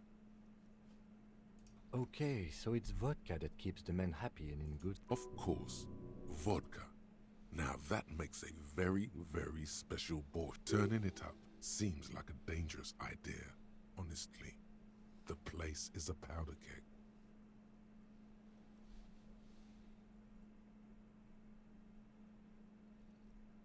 The cook gives you the mention of mañana, gets his attention. He smiles and delivers a whole slew of unfamiliar words.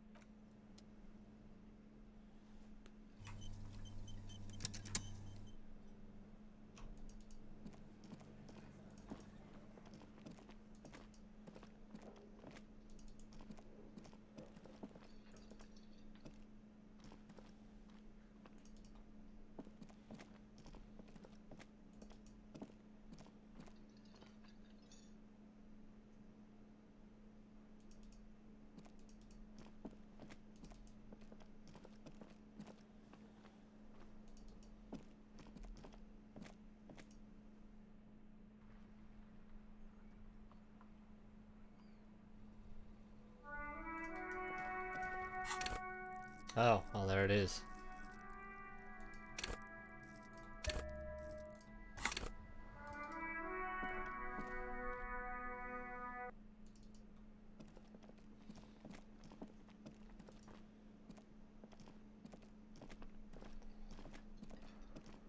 The woman in an Elysium. I would really prefer not to talk to you right now.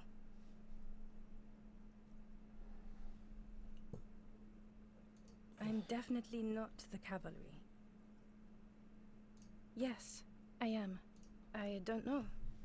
I mean, why would I want to talk to you?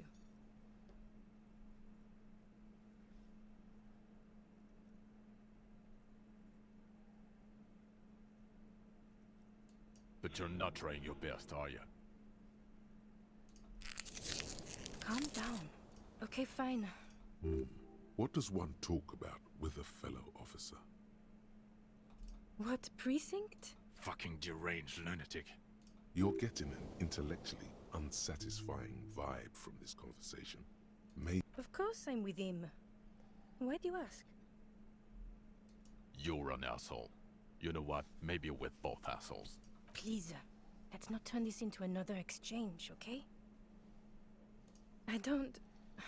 Don't say anything, Judith.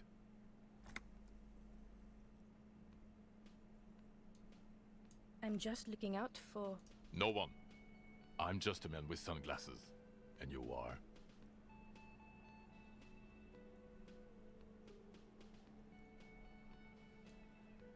I just want to do my job. Something about the man with sunglasses and you. The energy between you two. Again? I can't believe... He might be wearing a disguise. You know what it is.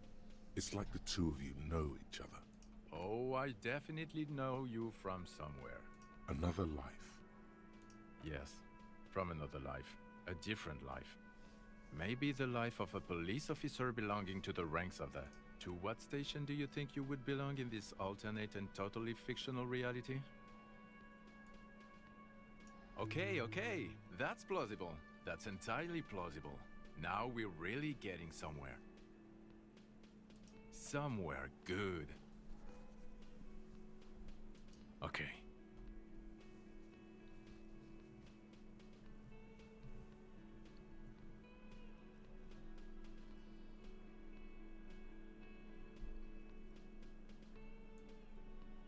Let's be crazy. Let's say you and I are partners. How's that for a thought experiment?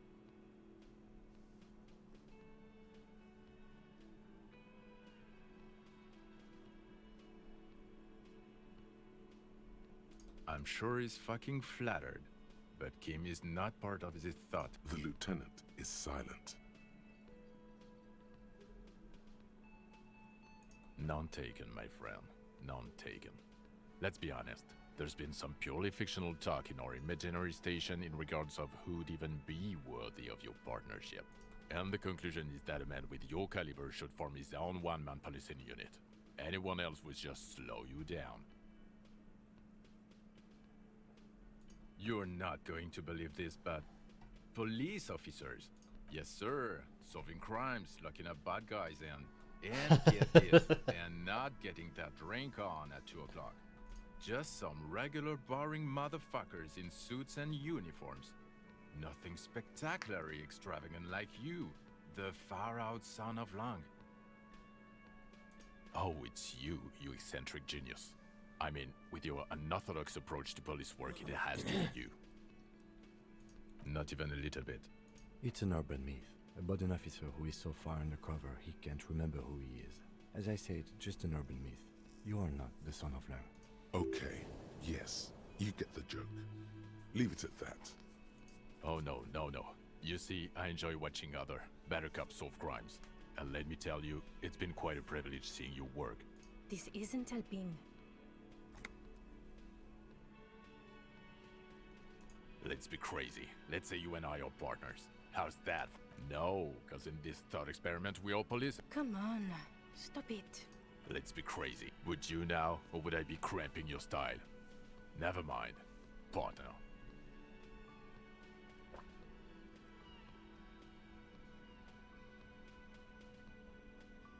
Okay. How about you stop wasting my time and get on with whatever you were doing then? Neither can I, partner. Neither can I. No. 'Cause it's not my job. Why don't you go and fucking do yours and solve this damn hanging? Actually, I don't want to hear you say things. Come on, Jean. Okay, say things. I want to hear you say things. Suddenly, out of nowhere, case-related things start popping up in your head. You're not shitting me, Millen. I can smell it all the way here. The whole town stinks. We're getting to it. There have been complications. I would love to, but I'm busy fucking off and not cramping your style. And that might cramp it, you see? Helping you. I don't know. Why are you? It's like you felt it would be intellectually stimulating and would lead somewhere. A custom even? Strange. You know what? It must be because he's buff. He looks like he works out, like he's got the devil on his back. Oh my god, there's more. You want something more? What is it? Okay, why not? So, do you know who hanged him? Yeah, I can see that. I don't know. Oh my god, there's more. Yes, it's a hobby of mine. As if waiting for some kind of reaction or response. Something to click. It's not happening though. Who is this guy? Okay, the man with the sunglasses and his hypothetical Station 41. Weird, right? There's something missing here. Something you can't put our finger on. You know what? Just ask him. I know it sounds crazy, and you'll probably get laughed at. But still, yes, just cross it off the list. It's probably not true, though. Again? I'm going to say no. Just to see what you'll say to that. What'd you say? Okay. Jean, he said okay. Give it a rest. Okay, I was clearly wrong. He is a firefighter, mental nurse, animal control agent, something of... I'm going to... God fucking shit. Okay, I was clearly... Yes? What is it? God damn it, you leave her alone. Keep your weird bullshit to yourself and be professional for once. Can I actually help you with something? Yes, of course. Preposterous. I mean, you would remember if they were, right? Again? I can't believe this shit. I'm not getting involved in this.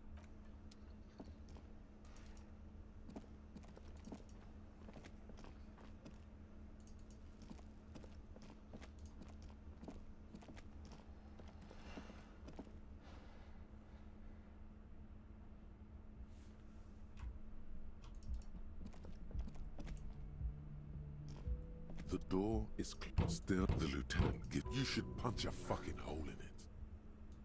You slam your fist into the vinyl. It does not produce a... Not to mention... Stop that. Shh.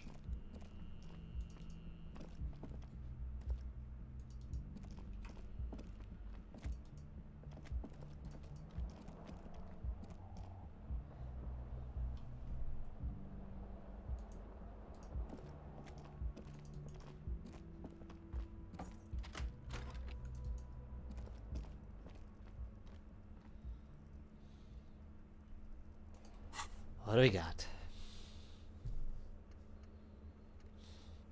Give me just a moment. I'm gonna use the bathroom real quick.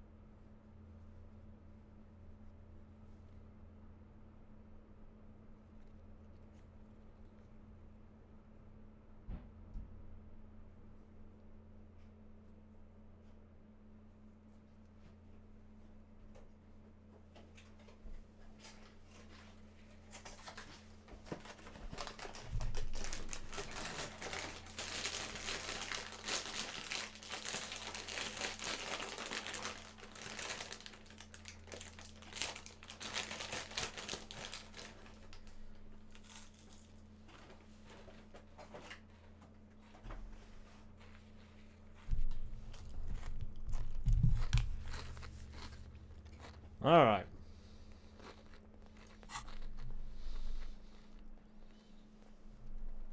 Yes, no. I used the bathroom. I got snacks from the kitchen.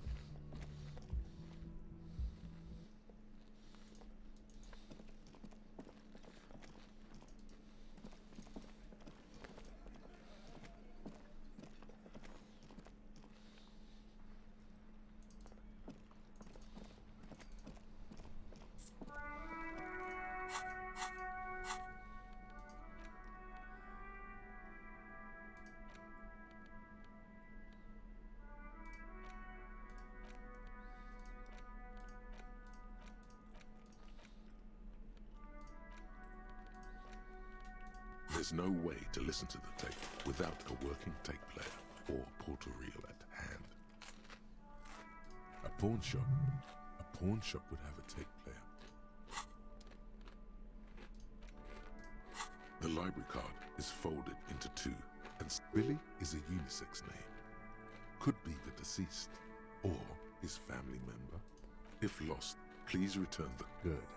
We should give them a call from my kinema. See? Good idea. Whoever owns this, most of these... As you hold it in your hands, it makes an uncomfortable crunching sound. It's a sordid, filthy tale. Some secrets are better left uncovered. Don't even try. It occurs to you that you're not even holding the jacket itself. It smells like a dead sea creature. Somehow, it was the faint impressions of many footprints are also present. Though it's impossible to... The crust is hot somewhere, high above the city. They are like the bombardier. All of a sudden, splat, an explosion of white on a man's shoe. A curse goes up, but the birds do not. It's too late. You've already thought about it, and now your hands are covered in muck. What? No. Then it'll just be on your pants. This is a disaster. You'll never get the smell out. Sometimes I just want to, fucking do the awful things. I don't know why.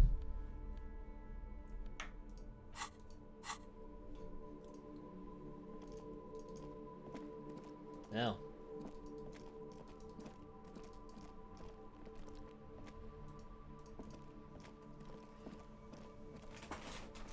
Inside, you see a set of steering levers, a radio microphone, a pull-out toolbox, and the soft glow of the fuel preheater gauge. This is Precinct 57. How may I assist you?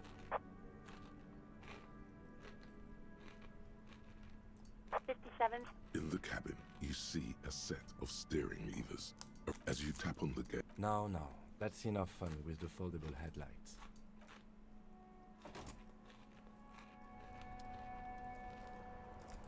Inside, you see a set of steering levers, a radio microphone, a pull-out toolbox, and the soft glow of the fuel preheater gauge. The white suede feels luxurious.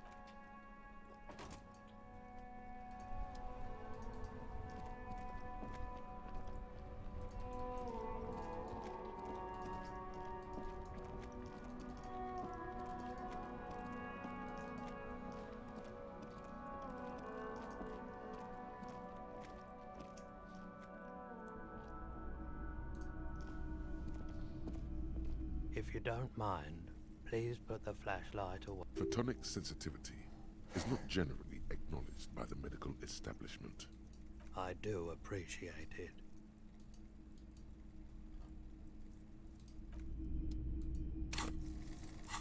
Fine. At least somebody cares.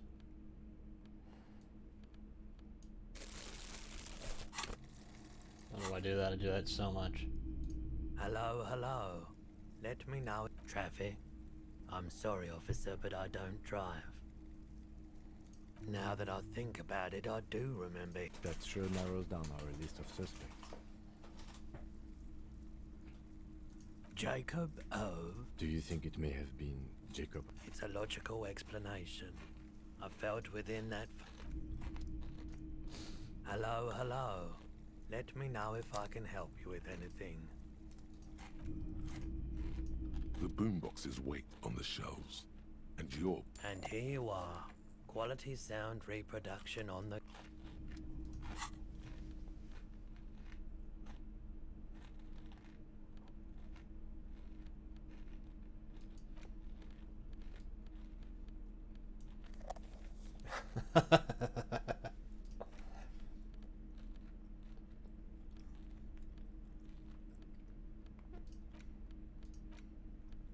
The porter reel is just what you needed. The reel's attached to the app. You press the large button marked Commencer, and the tape starts spinning. There's a small delay before the song starts playing. It sounds like someone's moving in the room, getting comfortable. Then the organ starts playing a simple, melancholic tune echoing in the hallway, telling you about the tiniest church in Cesson, surrounded by even tinier yard. You almost feel the seaside mist on your skin. It's mega sad. Within seconds you know, this is the one, the real shit you've been looking for. The one you trust your room to that Claudia told you about. Perform it. A click, then silence for a bit. Then the tape stops spinning. Of course you could sing this. You could take sad to a whole new level with this. And you already know the lyrics since you've listened to it like a million times. Yeah, they're all here. All 3 verses. And the B-side of the tape contains the instrumental version. It's like the world itself is telling you to do it. Only one obstacle stands on your way. Gart. You have to convince Gart to let you sing karaoke in the whirly. After you've won him over, you can express yourself. Let the pain out. Make everyone understand. The lieutenant looks at you as you remove the tape from the boombox. Sometimes I just wonder what's in his head. Anything. Oh, Lord.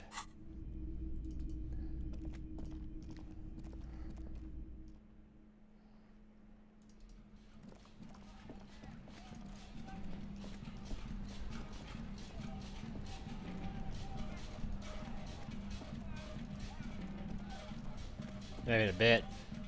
Hey, I want to go in here.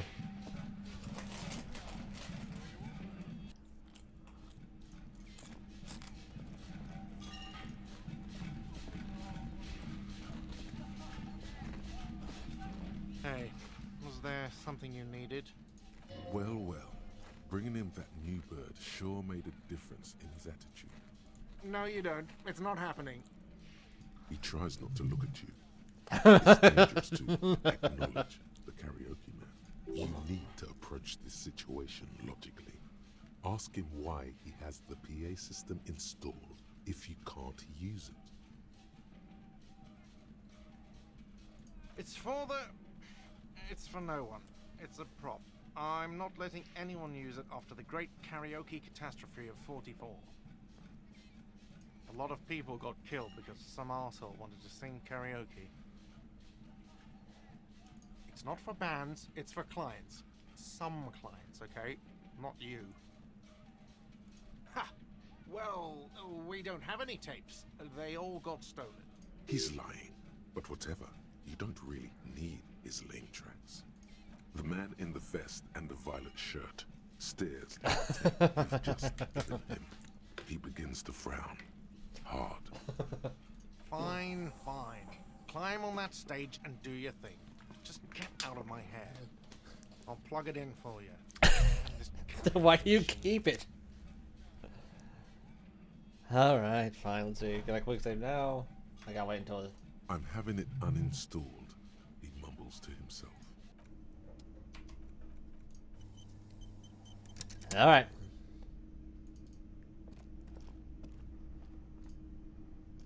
The stage is all set up for your performance. Feels silent. You can hear the pellets creak under your feet. You feel a little dizzy, a little unsteady suddenly. So, are you ready for your thing now? Let me know when I should turn on the karaoke carousel.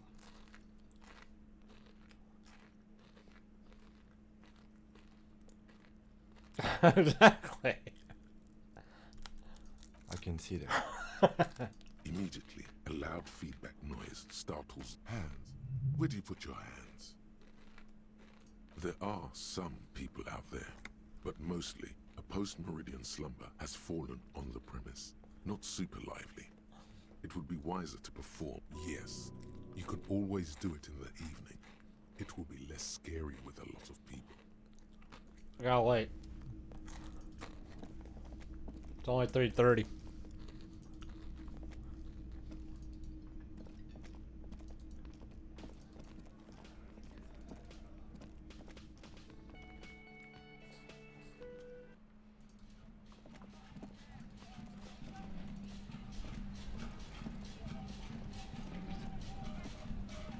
still here, stuck in this damn jam, my man. What's up? But why?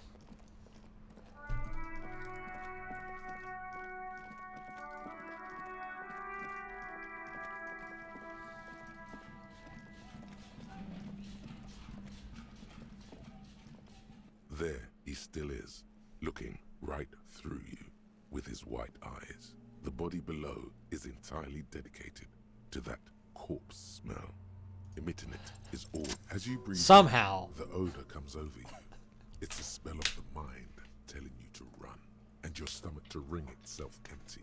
With your hands at your sides and your eyes squinting, you stand in it. They do after 7 days, yes. We are deep in decomposition here. The man before you is naked, but for a pair of underpants Fine. and enameled boots. His skin is greenish, marbled with decaying veins and blotched by lividity. A fading web of tattoos covers his chest and shoulders. The cargo belt used to fasten him to the branch above appears industrial in strength. The material appears to be ceramic. Its clean white stands in stark contrast to the decaying flesh above the knee. The man wore thick polymer socks, probably for padding. A fine array of interlocking plates covers them. These are clearly not boots. They're armor. Indeed. Technically speaking, these are sabatons, not boots. Oh, the lieutenant uses a memo technique A6. That's not just any notebook. It's a classic. It's clearly some manner of super armor. Or ceramic plate. Zirconium dioxide, most likely. This is where the make would be. Under the heel. Fair weather. Fair weather model T500VE. I'm guessing that's vitreous enamel. This is advanced stuff. The locals probably scavenged it. It would be odd if he had more on after 7 days. We should keep a lookout for these species. The armor could yield information. This is one thing he might actually know. the sabatons dangle off them, a small bell-like. Suddenly, your biceps coil up. Your elbow is sharp. Your fist connects to the boot with the same. The only difference is a barely audible click underneath. Sounds like the end of a long dice roll. Did you hear that? A click? This is a kinetic redistributor. It spreads the incoming energy horizontally, from plate to plate. When the plates connect, there's a click. That's the sound you heard. See this? I cannot. Faint, organic lines cover the plates, where they separate into smaller ones. These plates then divide into smaller plates, until there are hundreds of them altogether. To be honest, I should probably just go and do the anti-object task force thing because, you know, that would make sense.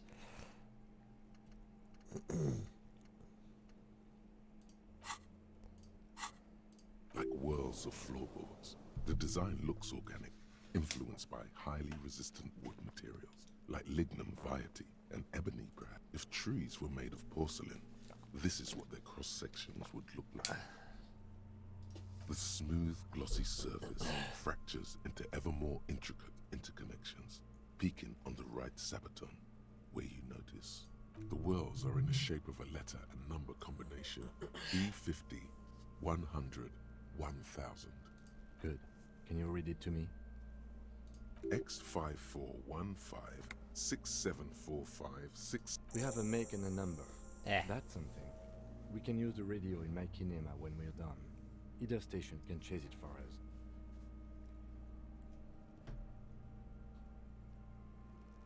The stench fills your nostril. Stop! Pig's gonna pull his head off. Brutal! You're about to pull his head off. Do it, homo! Yes, that's what I said. You'll compromise the... Indeed. From this... What are you trying to achieve anyway? Why are you hanging on to that boot?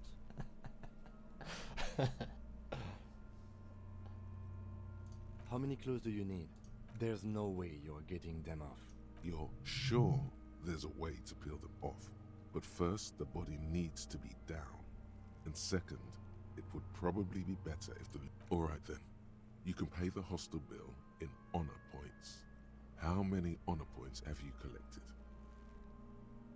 Of course there aren't. Don't be naive. Processing will take care of them. With the situation in the morgue, it will yield nothing. But we must pick our fights. Should we continue?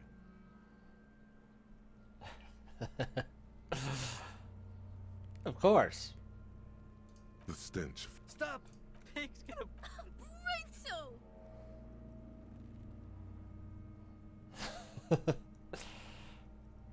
You're about to put... Do it, homo! Yes, that's what I say. Indeed. What are you trying to achieve anyway? Why are you hanging on to that boot? How many clothes do you... There's no way. You're sure? The anticipation. Processing will take care of them. With the cadaver slowly twists. Why not? Anyway, got my boom bops. I want to get me some nice style Kuno's like Kuno's dad? Kuno doesn't give a fuck about anything. The fuck about it? Kuno doesn't give a shit about the armor. Kuno's fuck gimp's got one big thing wrong with him. He's a fucking mutant. Look at him. Fucking growth hormone shit. He's a giant. The armor's too big for any man. Kuno doesn't give a shit about that freak armor. Kuno threw that shit away. Oh, come on. He's just pretending that he doesn't care because he's too small for the armor. Get the fuck out of here trying to fuck on me with that midget shit. Kuno's 12. He's huge. What are you? Fucking 80. When Kuno's 80, Kuno can fit 4 of you in Kuno. Fuck out of here. Trying to fuck on Kuno. Fuck out of here. Kuno tried to get the helmet on. It was too big. Kuno kicked that shit in the sea, rugby style. That shit means nothing to Kuno. Yeah, that shit means nothing to Kuno. Kuno doesn't give a shit about material shit. Kuno's a fucking monk. You wanna fuck on someone about that armor? Go fuck the mustached union fuck. The jolly troubadour shit at the gates. Yeah, cock and boot. You know that jolly union cow fucker? Came around talking about cows or some shit. Came around pretending like he cares about cows. Yes, you met him at the gates. The one with the boots and the jolly smile. Yeah, he's the one you want to talk to. He's fucking crazy about that armor shit. Coming here pretending like he likes cows. Trying to catch a peep at Kuno's armor. Curious, my liege. Why did Kuno feed you this information? Yeah, Kuno's doing charity today. Kuno Day. Kuno feels sorry for you two loser pigs. Kuno's doing pity now. Still, seems suspicious. He may have it in for that guy. Or you may be paranoid. That is also a possibility, sire. You're testing Kuno's patience here. Get lost. Kuno doesn't fucking... I know you don't.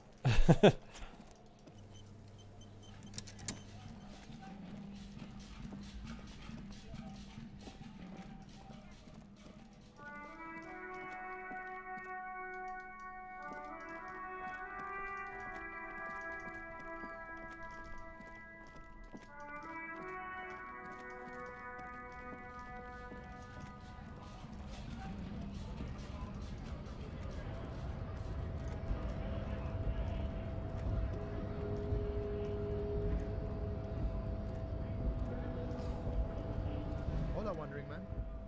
How can I help you? The little boy had it good on his promise. To get me into trouble. To sick the pigs on me. Pardon the choice of words. Not mine. What happened? I was asked to look into that armor situation. Official Union probe, you know. Track it down, see who took it. Did you? At first I thought, why not? Maybe the pieces can feed the strike. Buy us a few more days under the sun, you know? So I went to this boy. He said he'll make me his prison bitch. He's got eyes everywhere, and the cop's in his pocket, and he's the king of Jamrock. Serves me right for doing menial footwork. I dropped that probe right then and there, and it still got me into trouble. One bad move is all it takes. It's a minor nuisance. It's all good. I learned that people don't want to talk to a drunk Union man about some armor. What else? Not much. Technical stuff mostly. That was the interesting part. I did some research into this armadura. Let's say I have friends at the library. I didn't get into the material science, just how it comes off. How does it come off? In parts. 4 in total. The helmet was the first to go. The kid says he tore it off and kicked it into the sea. I believe him. The boots were still on the guy last I saw. Too hard to remove. So, as I count, there are 2 parts missing. The gauntlets and the cuirass. This is where I left off. Too much hassle. More like a job for some militia. Oh, they're just gone. They don't exist anymore, if they ever did at all. Forget about them. I did. All of it? There are junior officers out there, eager to prove themselves. I would leave some for them, but okay.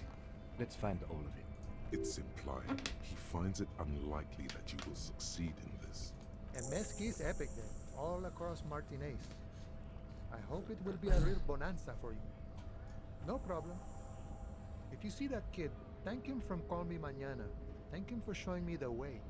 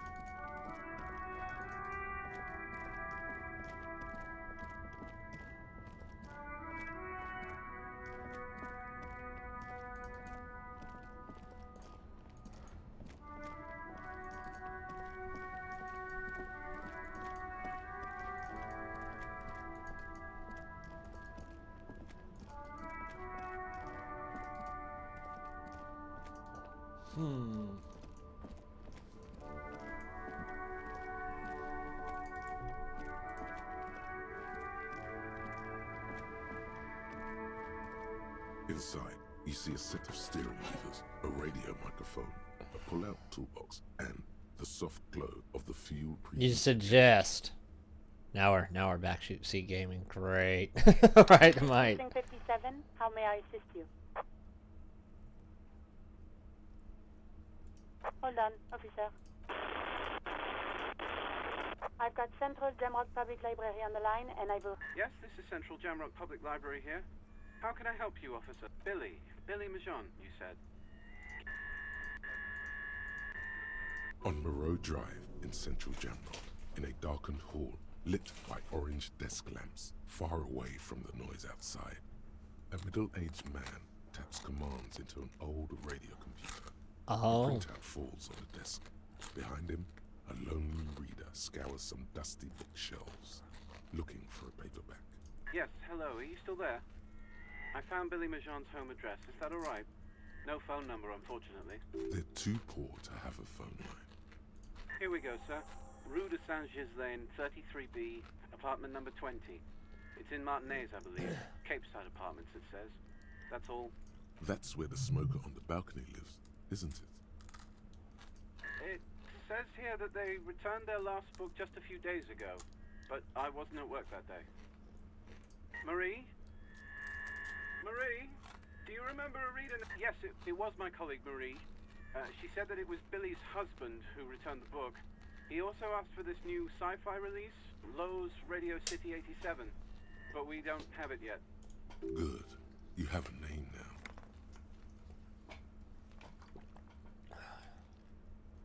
Sorry, no. Marie only knows him by sight. Marie? She said it was an older man? Sorry. Marie knows Billy. Happy we could help. Anything else you need from me?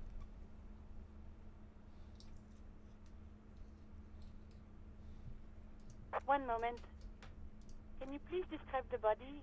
We suspect he might have been inebriated when he... Any signs of violence?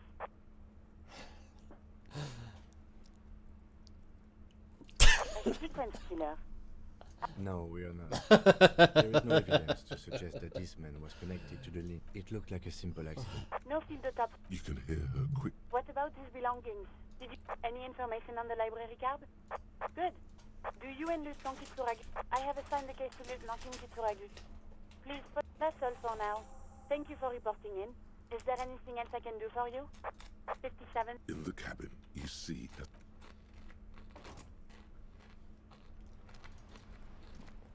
The only thing I got from the library was being known I'm a fuckatoo.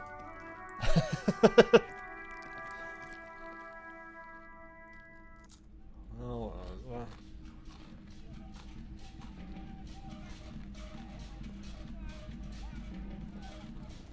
Hello again, esteemed officer, and welcome. Alright.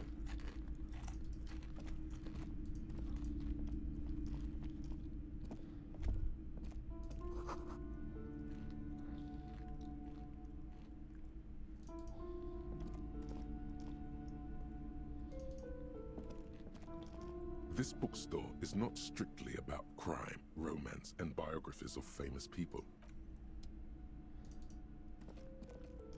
Shelves full of biographies of... I don't think any of those are it. Where are you?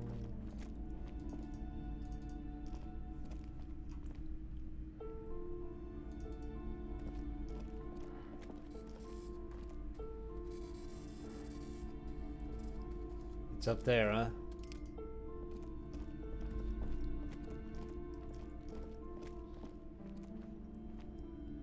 Oh. Several maps. The maps look old and faded. Your eye catches a map of Insulinda, a map of Revish. It's not really a map. Still, it's this large map displays archipelago, ozone, Lauren disintegrating into radiating outwards from you. The suzerain Revachol.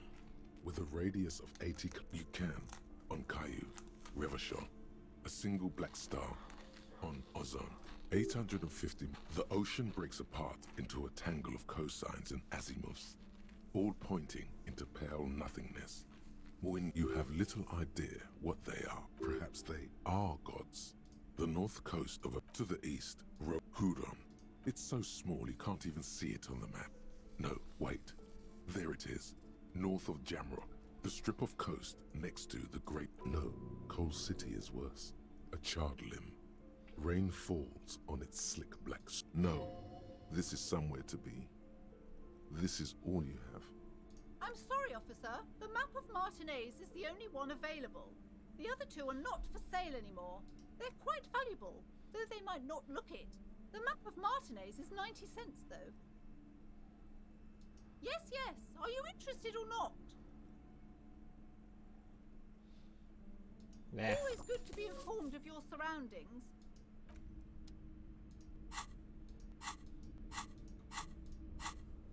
Now is it actually shown? Alright, there we go.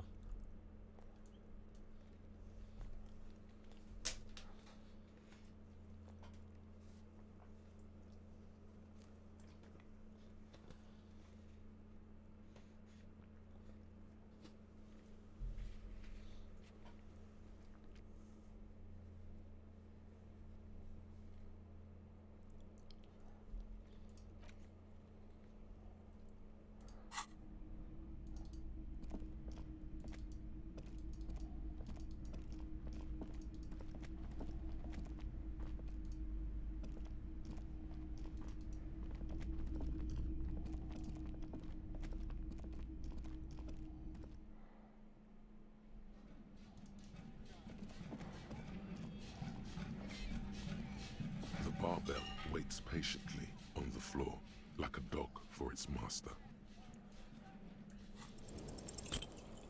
Ah, failed again.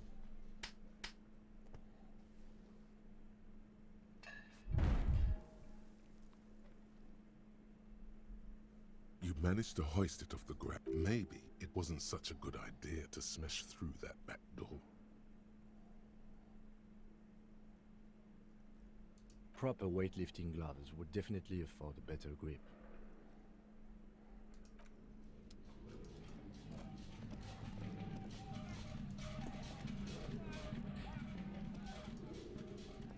It's dark.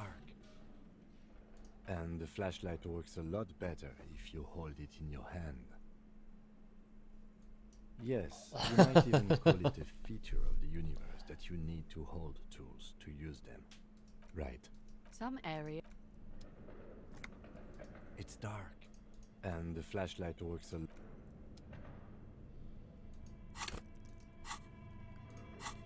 Keep on forgetting I don't have it anymore.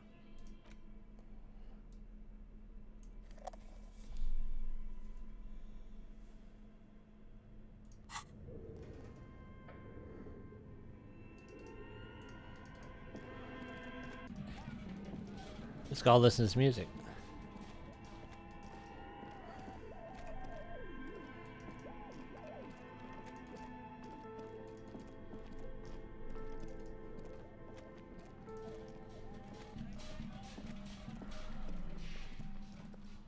Oh, it's you again. Are you looking for a die? Very good. That will be 7 real for 1 custom die. 1 universal die for Wirral Untethered. It feels icy.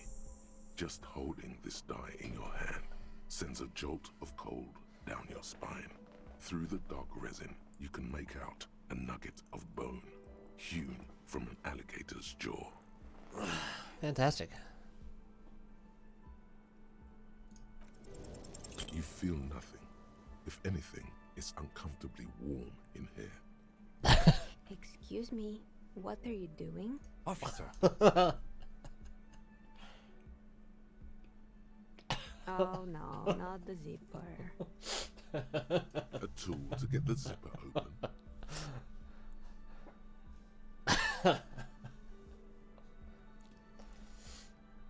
And what technique is that? Miss, I apologize for my colleague's behavior. Officer, this isn't how much. Now you feel something. The cold damp of shit washing over you. The air pressure told you to take your. This is not going very well, is it? Word-wise. Can you please employ this special technique somewhere else? I don't care.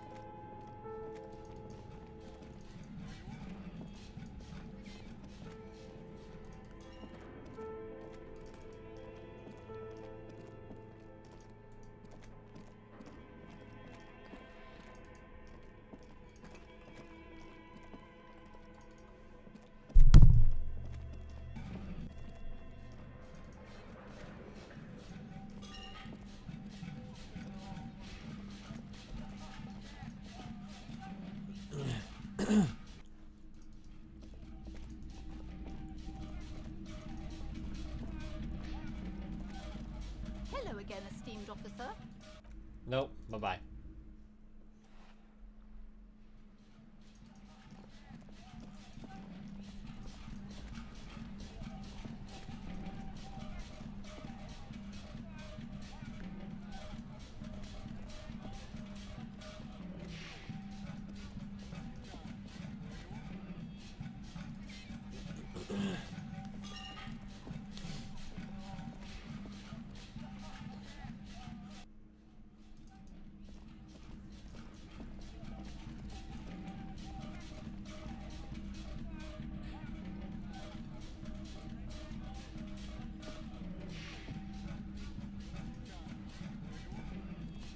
Again?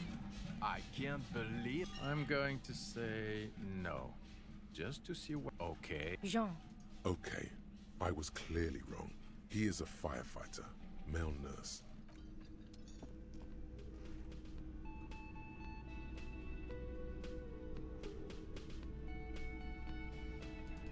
What else can I do?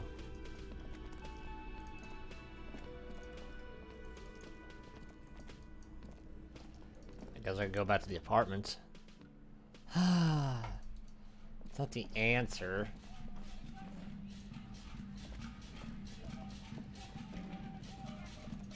Yes, I could, you know, work on the body. I did a little bit today.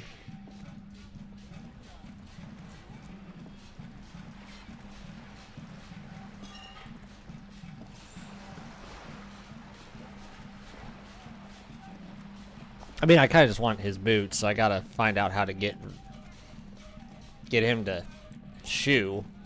I get it. Shoe.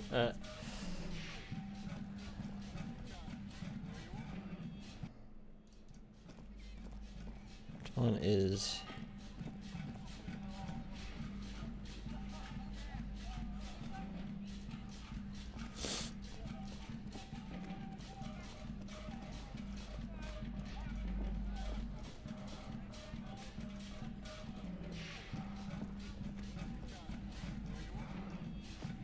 Give me a moment. It's about Victor, isn't it? It's always about Victor with her. You'll find the Maisons in apartment 20 upstairs. It's one of those doors on a balcony.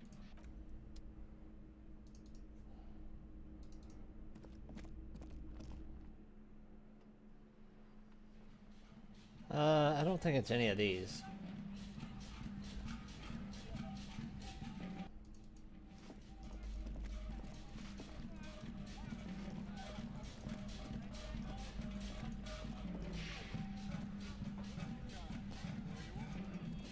Yeah, that. Not familiar.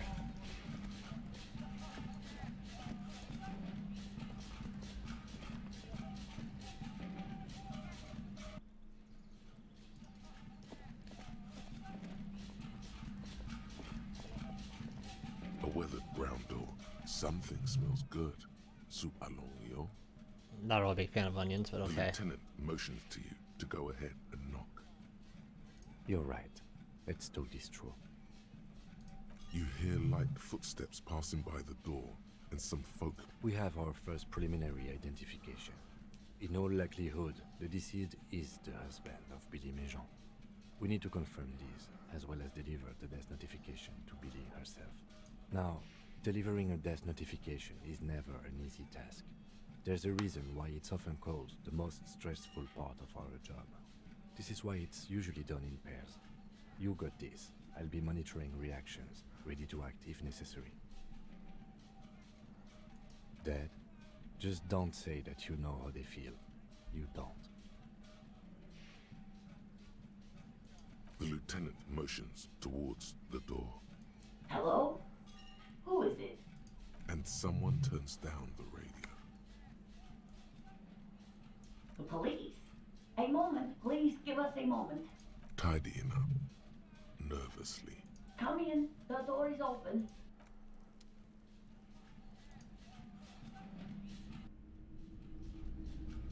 Well, let's see what I can take from here while listening to this jam.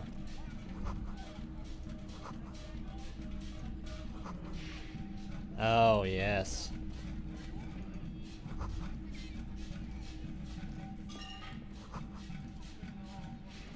Hello. I'm just looking at stuff.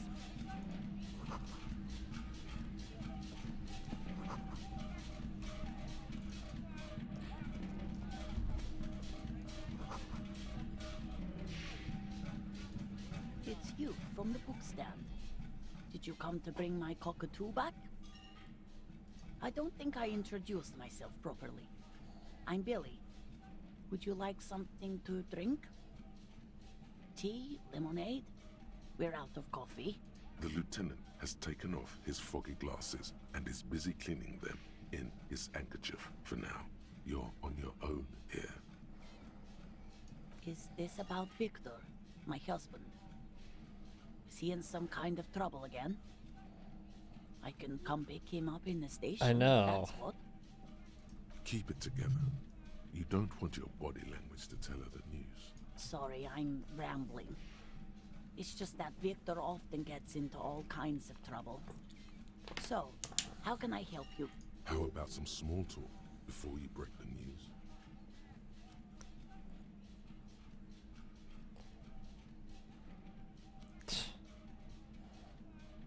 It's me, Victor, and the kids here. We have 2 daughters, Jenny and Jo. They came. The girls are staying at their friend's place. She swallows visibly. No. Why? Do you have any news?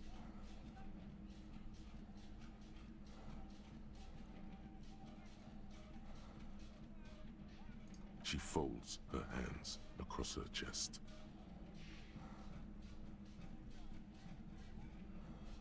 How have I been? Can't write a scene without knowing the actors. Ask more. I don't want to. I don't want to do this. Force yourself. Slap yourself. Say what? Officer. Too late. You ruined it. Excuse me? What? She's in pain. You sense that the lieutenant is ready to say something. Don't let the lieutenant closes his mouth, but he doesn't. Just tell me what happened to Victor. Where? Did he? Oh. Yes, I'm sorry. I just need I don't know what to say. I guess what I want to know is, how did he die? And how long had he been there? She doesn't reply. You hear the clock ticking. Is there anyone we could call for? No. I just need to tell God. Should I call them? Should I tell them to come home?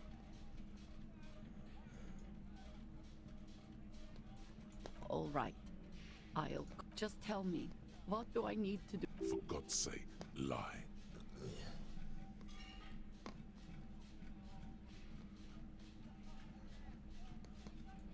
And who should... He was taken to the city morgue. The local coroner will be contacting you shortly to arrange the funeral. Here's his number, in case you want to contact him earlier. Is there anything else that the RCM could do for you? No. I'll call you if something comes up. I'm still a bit... a brain condition.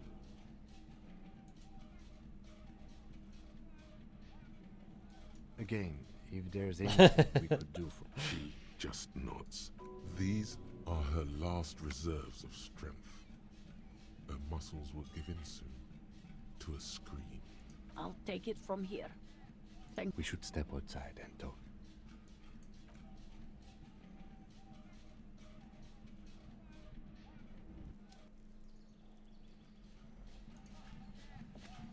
It's amusing. The death notification. It's all right. Don't worry about it. I'll call the station when we're finished with the day and let them know the name of the deceased. There's not much we can do for them anymore, I'm afraid. That's it. We should get back to our case. There's nothing more we can do here. And, officer, I've seen worse. This wasn't the worst I've seen, okay? Now let's go. I'm just too drunk to care. It's like, how's your day? No, speaking of which. Yeah, your husband. Yeah. He was drinking on the boardwalk. He's dead now. Good luck.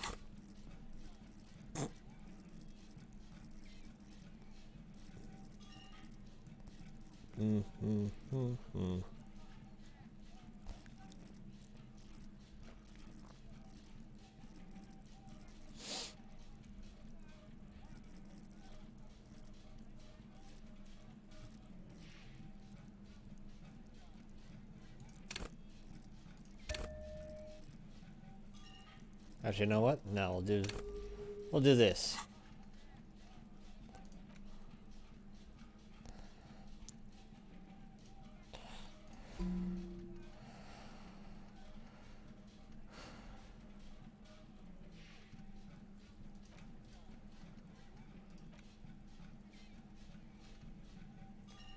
Just for you.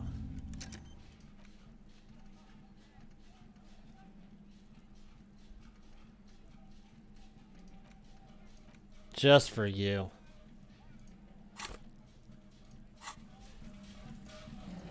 Really, it's the music that made it better.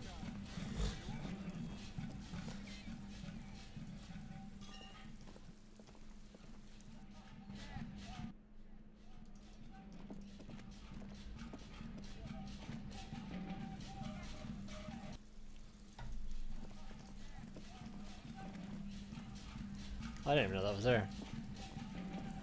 Exactly.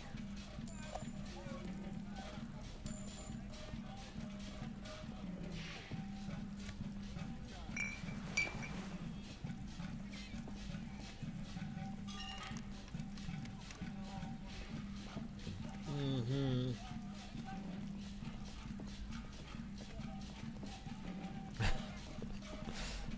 I just want to go through the game with the body still hanging. But it really doesn't matter. Kim's cramping my style.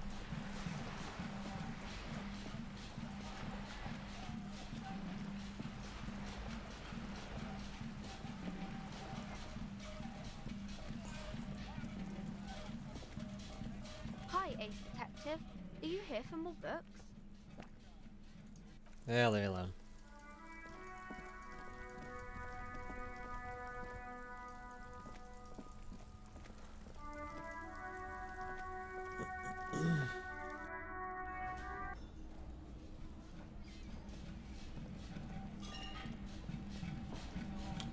Probably needs to be even further than that, don't it?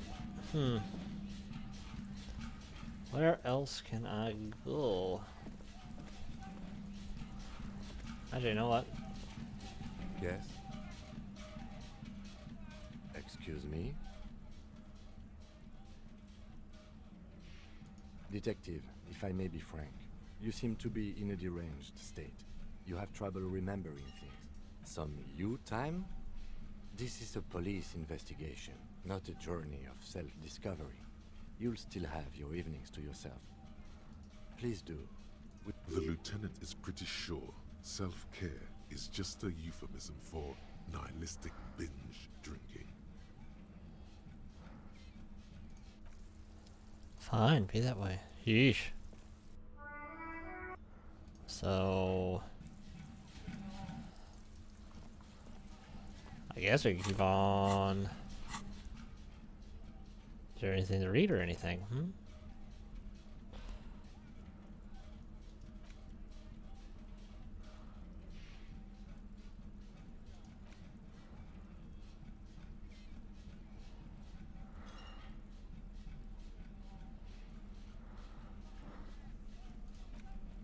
The worn map features the patchwork grid of the streets of Martinez, with your finger moves through the various, finally coming to a halt on the... For a more detailed view of the map, go to your...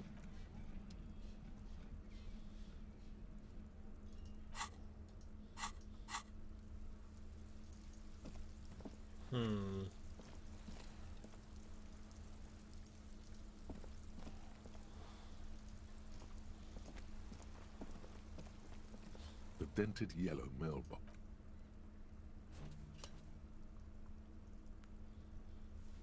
The box seems happy. As it should.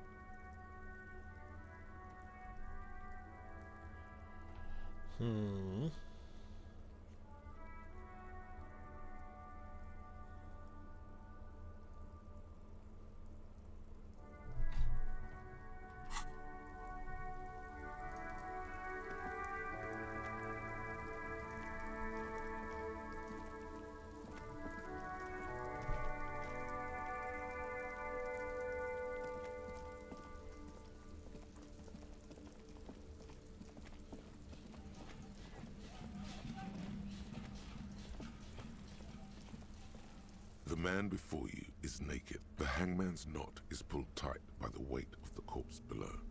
Yellow, hard-edged polyester cuts into his neck. Above, a sliding buckle. Didn't realize I had more options. I just wanted the boots that bad. This is a steel-reinforced cargo lashing belt.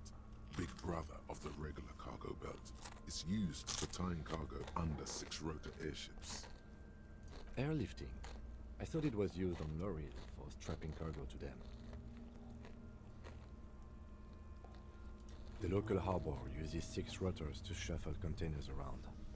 I get the sense they use whatever was on hand, without paying much attention to not incriminating themselves. I was afraid it would be.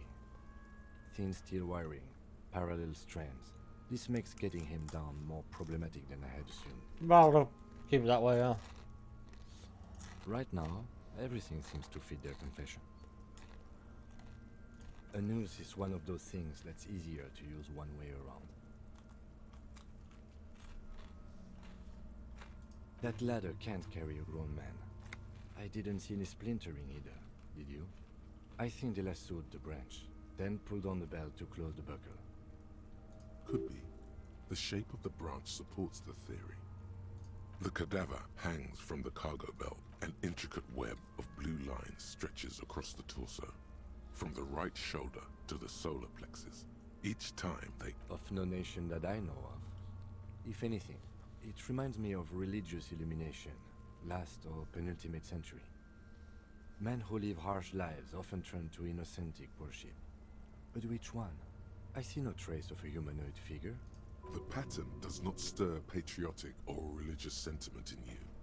What it does is speak to the wounded, limping animal, the male in particular, unable to communicate in anything more than grunts. It's impossible to tell if its advice is right or wrong. So am I. He wears a wide leather belt around his waist and a gun holster under his arm. He takes a thin piece of milled aluminium from his coat pocket and pulls it open.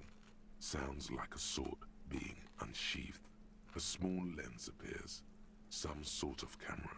A Trigger Sunshine. Mini. Triggered is the world's leading manufacturer of intercommunication devices, primarily projectors. The camera before you looks familiar somehow. Shit, Kuno! What the fuck is that? An instant color camera. I have only 2 ampoules, so nobody move. I don't want to waste one. A sound, a shrill flash, followed by the breaking of a small ampoule of glass. You see streams of color pour onto the thick, glossy piece of paper, rolling out.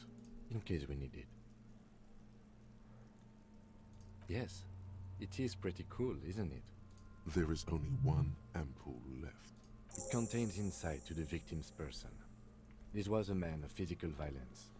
The story he wanted his body to tell was important to him. It is his letter, to us. Now, if you could find someone to decipher it. Sure, just don't lose it. The glossy-eyed corpse. That was a looks mistake. by, his mouth I mean, mute I lost and my badge, his my skin gun, as colorful my vehicle. as the chemical rainbow on the photo. And you're asking me to not lose teeming a with photo. opportunistic organisms.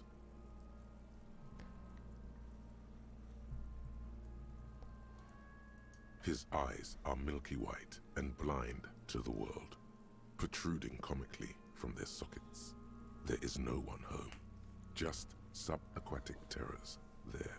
Dark brown hair grows on his head. His face is ready to explode from the organic processes inside. The death's head grin has passed. What remains is an unrecognizable mess. The corpse is dead silent. You have no... Who is he? He is male, 40 to 50, with an athletic build.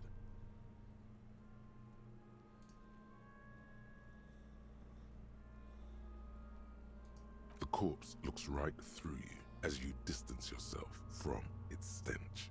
Eyes like a shark.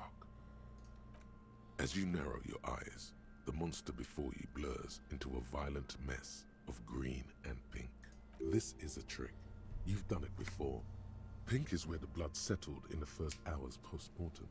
You can use it to see if the corpse has been tampered with. Does his position at the time of death match the discoloration? Only the lower extremities are pink with a dash of blue. His fatted hands, thighs, and his neck, just above the noose. The rest of the corpse appears dark green in the cold spring air. I see it. His neck too.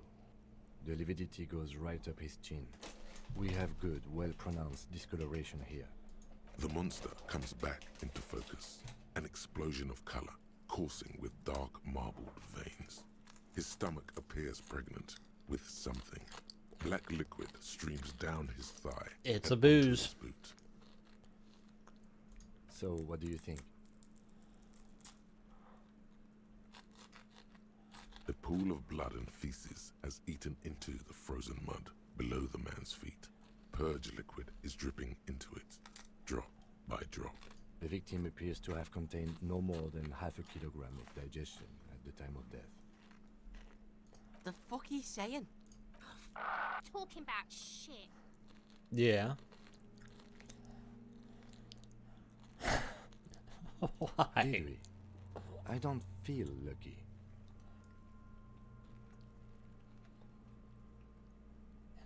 I agree. His personality is no longer a part of the world. Totally dead.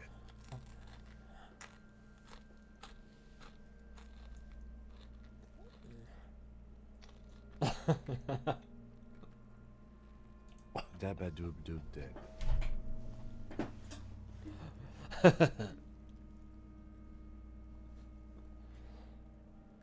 Agreed, especially on the neck. The belt acted like a tourniquet, keeping the blood in his head. The hypostasis supports her hanging.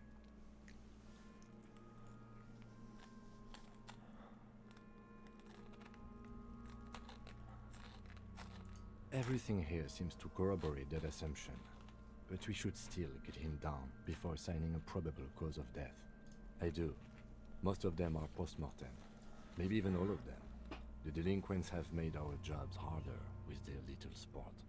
Stop talking in riddles, coin slot. He means you fucked him up good, Kuno. Fucked him up brutal like. But there is no breath to catch. Only the cadaver filling the air and your nostrils. He slowly rotates before you, decomposing. Are you sure we finished the preliminary examination of the cadaver? We might miss some of these things once he's down. The cadaver slowly twists on the cargo belt. His torso. And a bit. Just gonna keep it there for a little bit. Alright?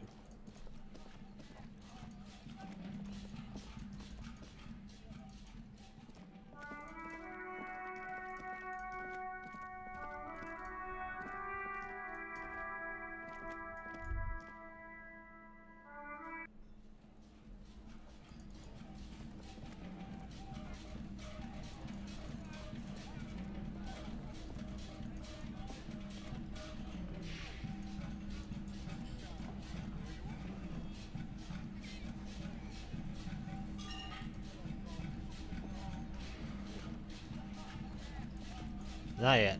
Gotta figure out what else to do in the meantime.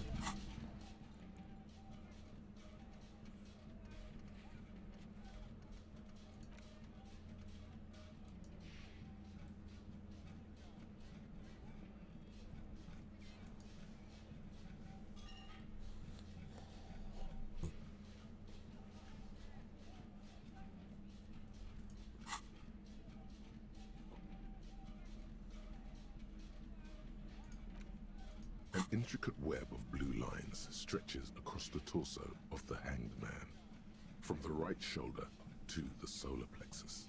Each time the lines intersect, a small white star is formed in their crossing. Hundreds of fading asterisks riddle his skin. Their concentration is highest around his heart. The pattern still kind of has an ethnic feel to it, but nothing familiar. Gone. For you to discover. You've gotten as far as you will without assistance. Someone who knows about history could tell you.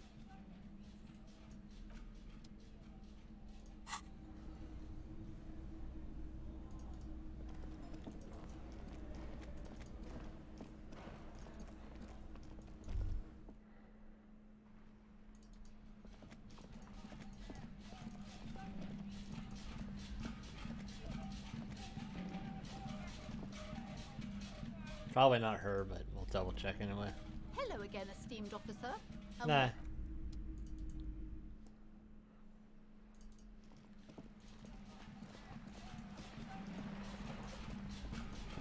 He might. Officer! Ah. God damn it. Pull yourself together, René. What do you want? It's a Bell McGrave. 4.46 caliber. Breech loading. Revachol made. Good weapon. Accurate and reliable. His moves are quick and precise as he first checks the weapon, then aims it at the sea. This man knows firearms intimately. This one's inoperable. The bolt spring is missing and the mechanism is jammed shut. Still a beauty. Where did you find her? I'm not surprised. There are probably lots of forgotten water. As for the rifle, I don't know what else to tell you.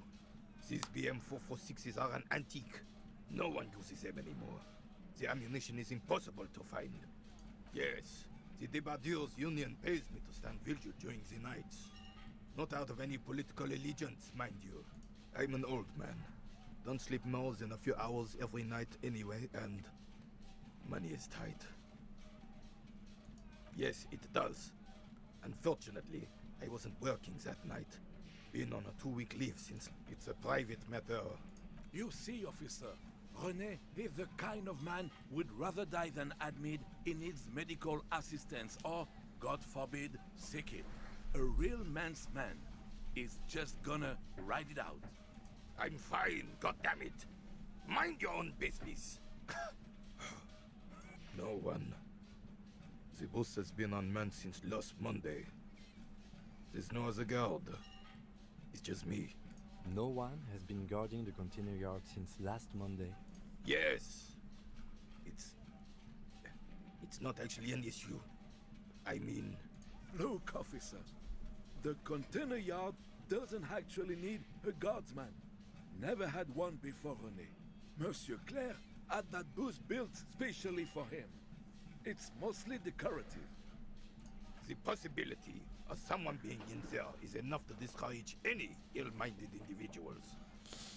Evrard created this job for René because he knows the Royal Carabiniers' pension of honor and PTSD isn't something a man can live off. A decorated Kingsman collecting dirt reflects bad on the whole neighborhood. His words.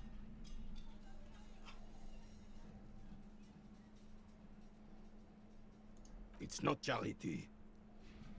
Not to me. Up there, I give it all I got. I earn my keep. But you're right, officer. There is no middle ground. It's do or die.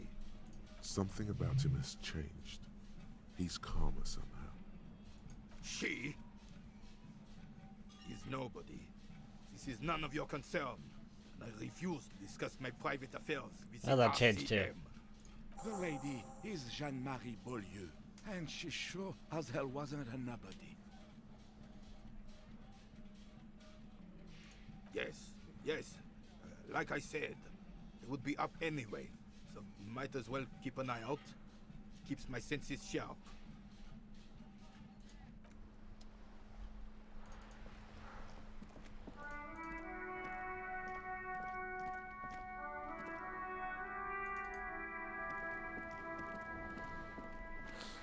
I have really... Yes, that's what you need. René. Hello, officer. How... Oh, sweet Jenny. Do not defile her memory, Gaston. We knew her, all right. She was René's first girl back when the prick was 16. And then you stole her from me. Oh, officer. You stole her from me. Well, technically, you stole her from me. We were just boys then. This was different. No point starting this all over again. For the thousandth and the first time. Especially when we have company. Officer. She died of pneumonia 2 winters ago. René and I were both by her bedside. Died. No use sugarcoating it. Won't bring up... Departed. Until the very end she couldn't decide between us. The most indecisive woman I've ever met. She could never make up her mind about anything. What to have for breakfast, favorite color, or which one of us to marry. She was always leaving one of us for the other, but never long enough to actually get married. Heck, technically, we're both still engaged to her. You always confused her. Couldn't let us be happy. So Justa with your fancy words and pastries. He suddenly remembers you are still there. Of course, officer. Memories are all we have left. Let me think. Oh, that pastries. I heard someone was hanged and left on a tree for a week. But that's all I know. Really. Probably more like 10 days now, but hey, whatever. No, officer. Then help them, you wimp. You have plenty of shoulder with the ghost caviar in the Union. He means caviar socialists. I wish I could, but I just don't know anything. Odd.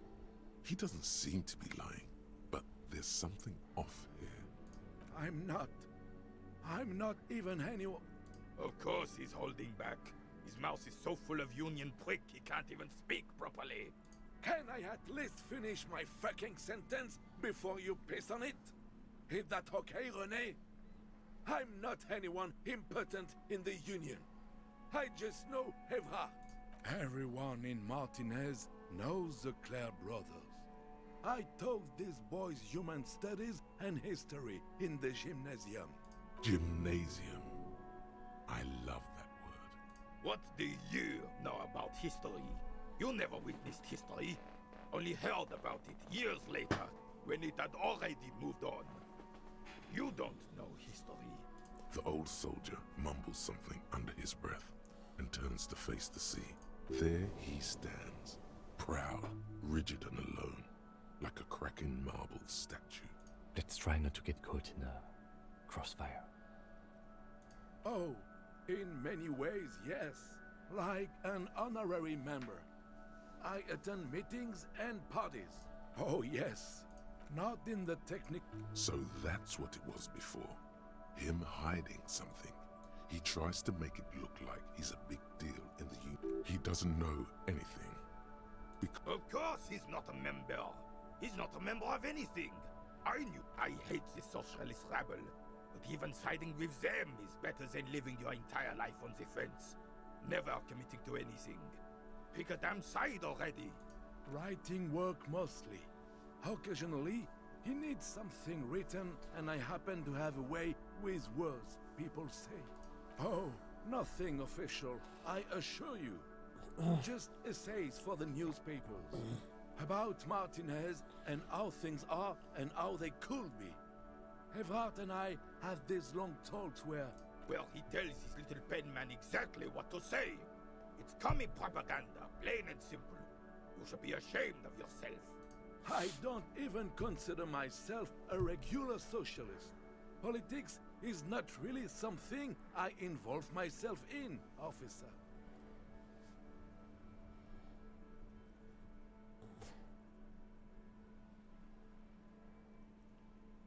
Officer, I have a vivid imagination.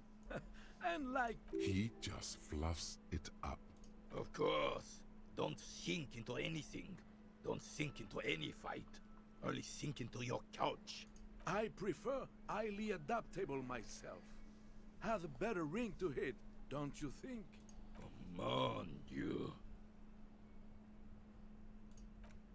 No, thank you. For being consummate professionals. You'll have this case wrapped up in no time. I want the sandwich. I'm sorry, officer, but I... The only one you have. The sandwich looks like a culinary wonder. Well made. In addition to the obvious slice of ham, a fat one, you notice a brim of a tomato peeking from below. Believe me, officer, I wish I could help you, but I need this sandwich to keep my blood sugar stable. In my age, you need to pay attention to these things. Yeah, you're not hearing me, man. This is a need. Fuck off! A glimmer of respect flashes in Rene's eyes. Sorry, officer. I didn't mean it in a bad way. But the sandwich is mine. I'm not gonna share it. And it's gone. When the dissidents come to rape our country, he hides.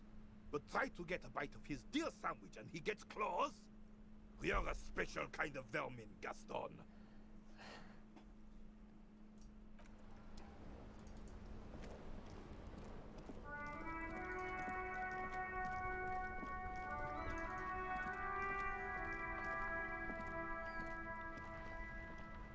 One day.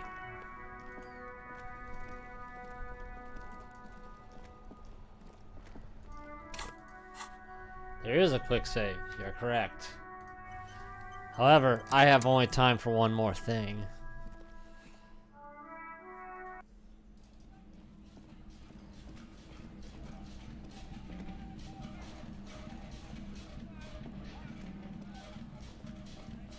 The stage is all set up for your performance.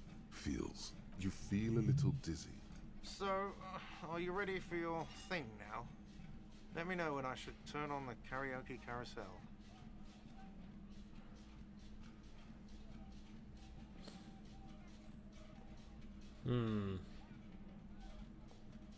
Immediately. Hands. Where do you put your hands? There are some, yes. You can always do it in the evening. It will be less scary with a lot of people. I thought I was in the evening.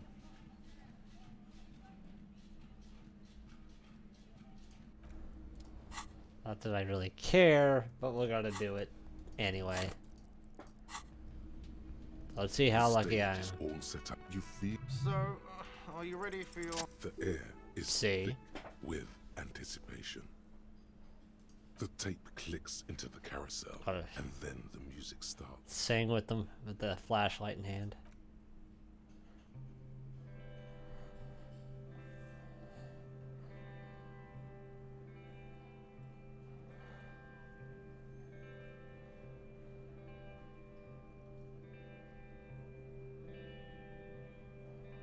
I would often go there. To the tiny church there. Got some Leonard Cohen right here. Smallest church in San San. Though it once was larger.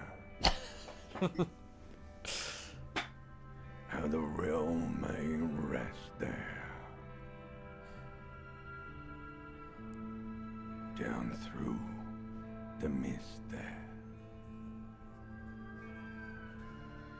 Toward the Seven Sisters. Toward those pale cliffs there. I would often stay there. In that tiny yard there. I have been so glad here. Looking forward to the past here. But now, you are all alone. None of this matters. No, none of this matters at all.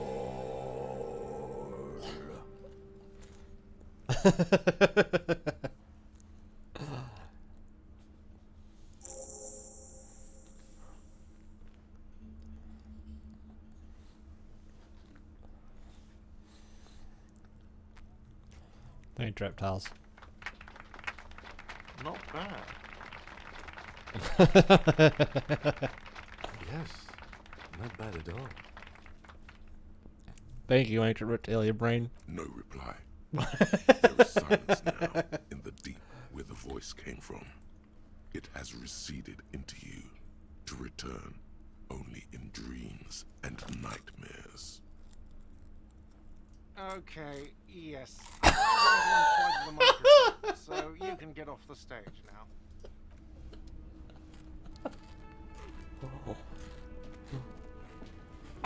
Smallest church in Saint-Saëns, right?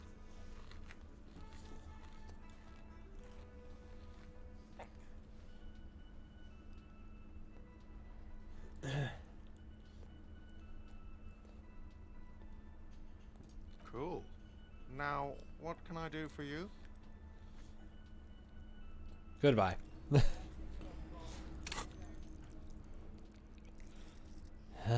am I doing? Probably should level that up since I'm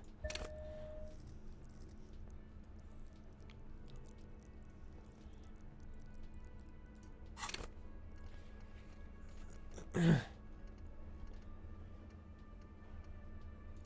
am I looking at here, huh? No.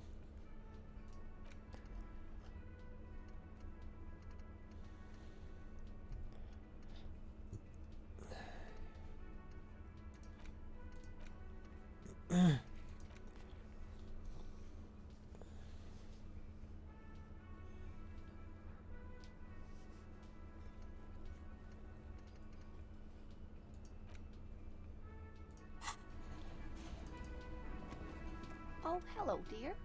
There you are. Hi again, gendarme. Bye-bye, gendarme. Maybe in a minute. Again? I can't believe... Anyway.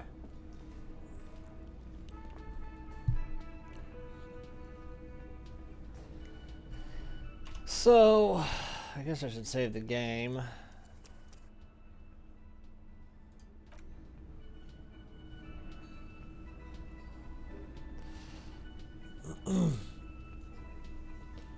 So I kind of have to wait until 2100, right, when I can actually go to bed. And I can kind of push him away. Then I can go do my own crap. Like, take the boots off that body because, you know, I want to look styling. So, that's what's going to happen. It's the most important part, obviously. Anyway.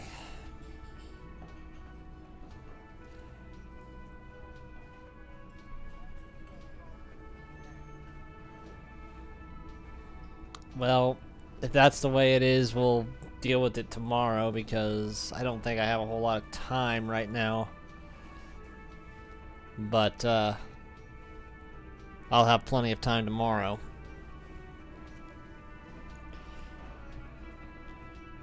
Speaking of, I got a bunch of flooring. I bought it back in December and I forgot the transition strip. And the irony about the transition strip is that it's no longer being sold. It's all under a buyback, and everybody in my store has taken care of it. And I wouldn't even be surprised if somehow, some way, I threw some of that out. But, I need a transition strip that matches that color. I know it's very specific, but maybe because it's under buyback, it might be possible to find some. Maybe through auctions or something.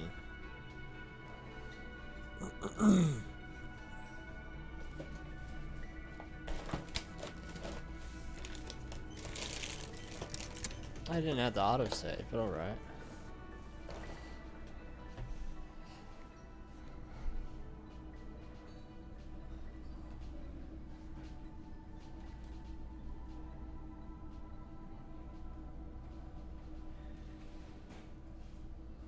That is hyper specific. That's why it's like, I doubt it's going to happen. Probably going to have to find one that kind of closely matches the color and hope for the best. But yeah, it's kind of annoying. I buy the one thing that they're going to stop selling a month later, which is freaking annoying.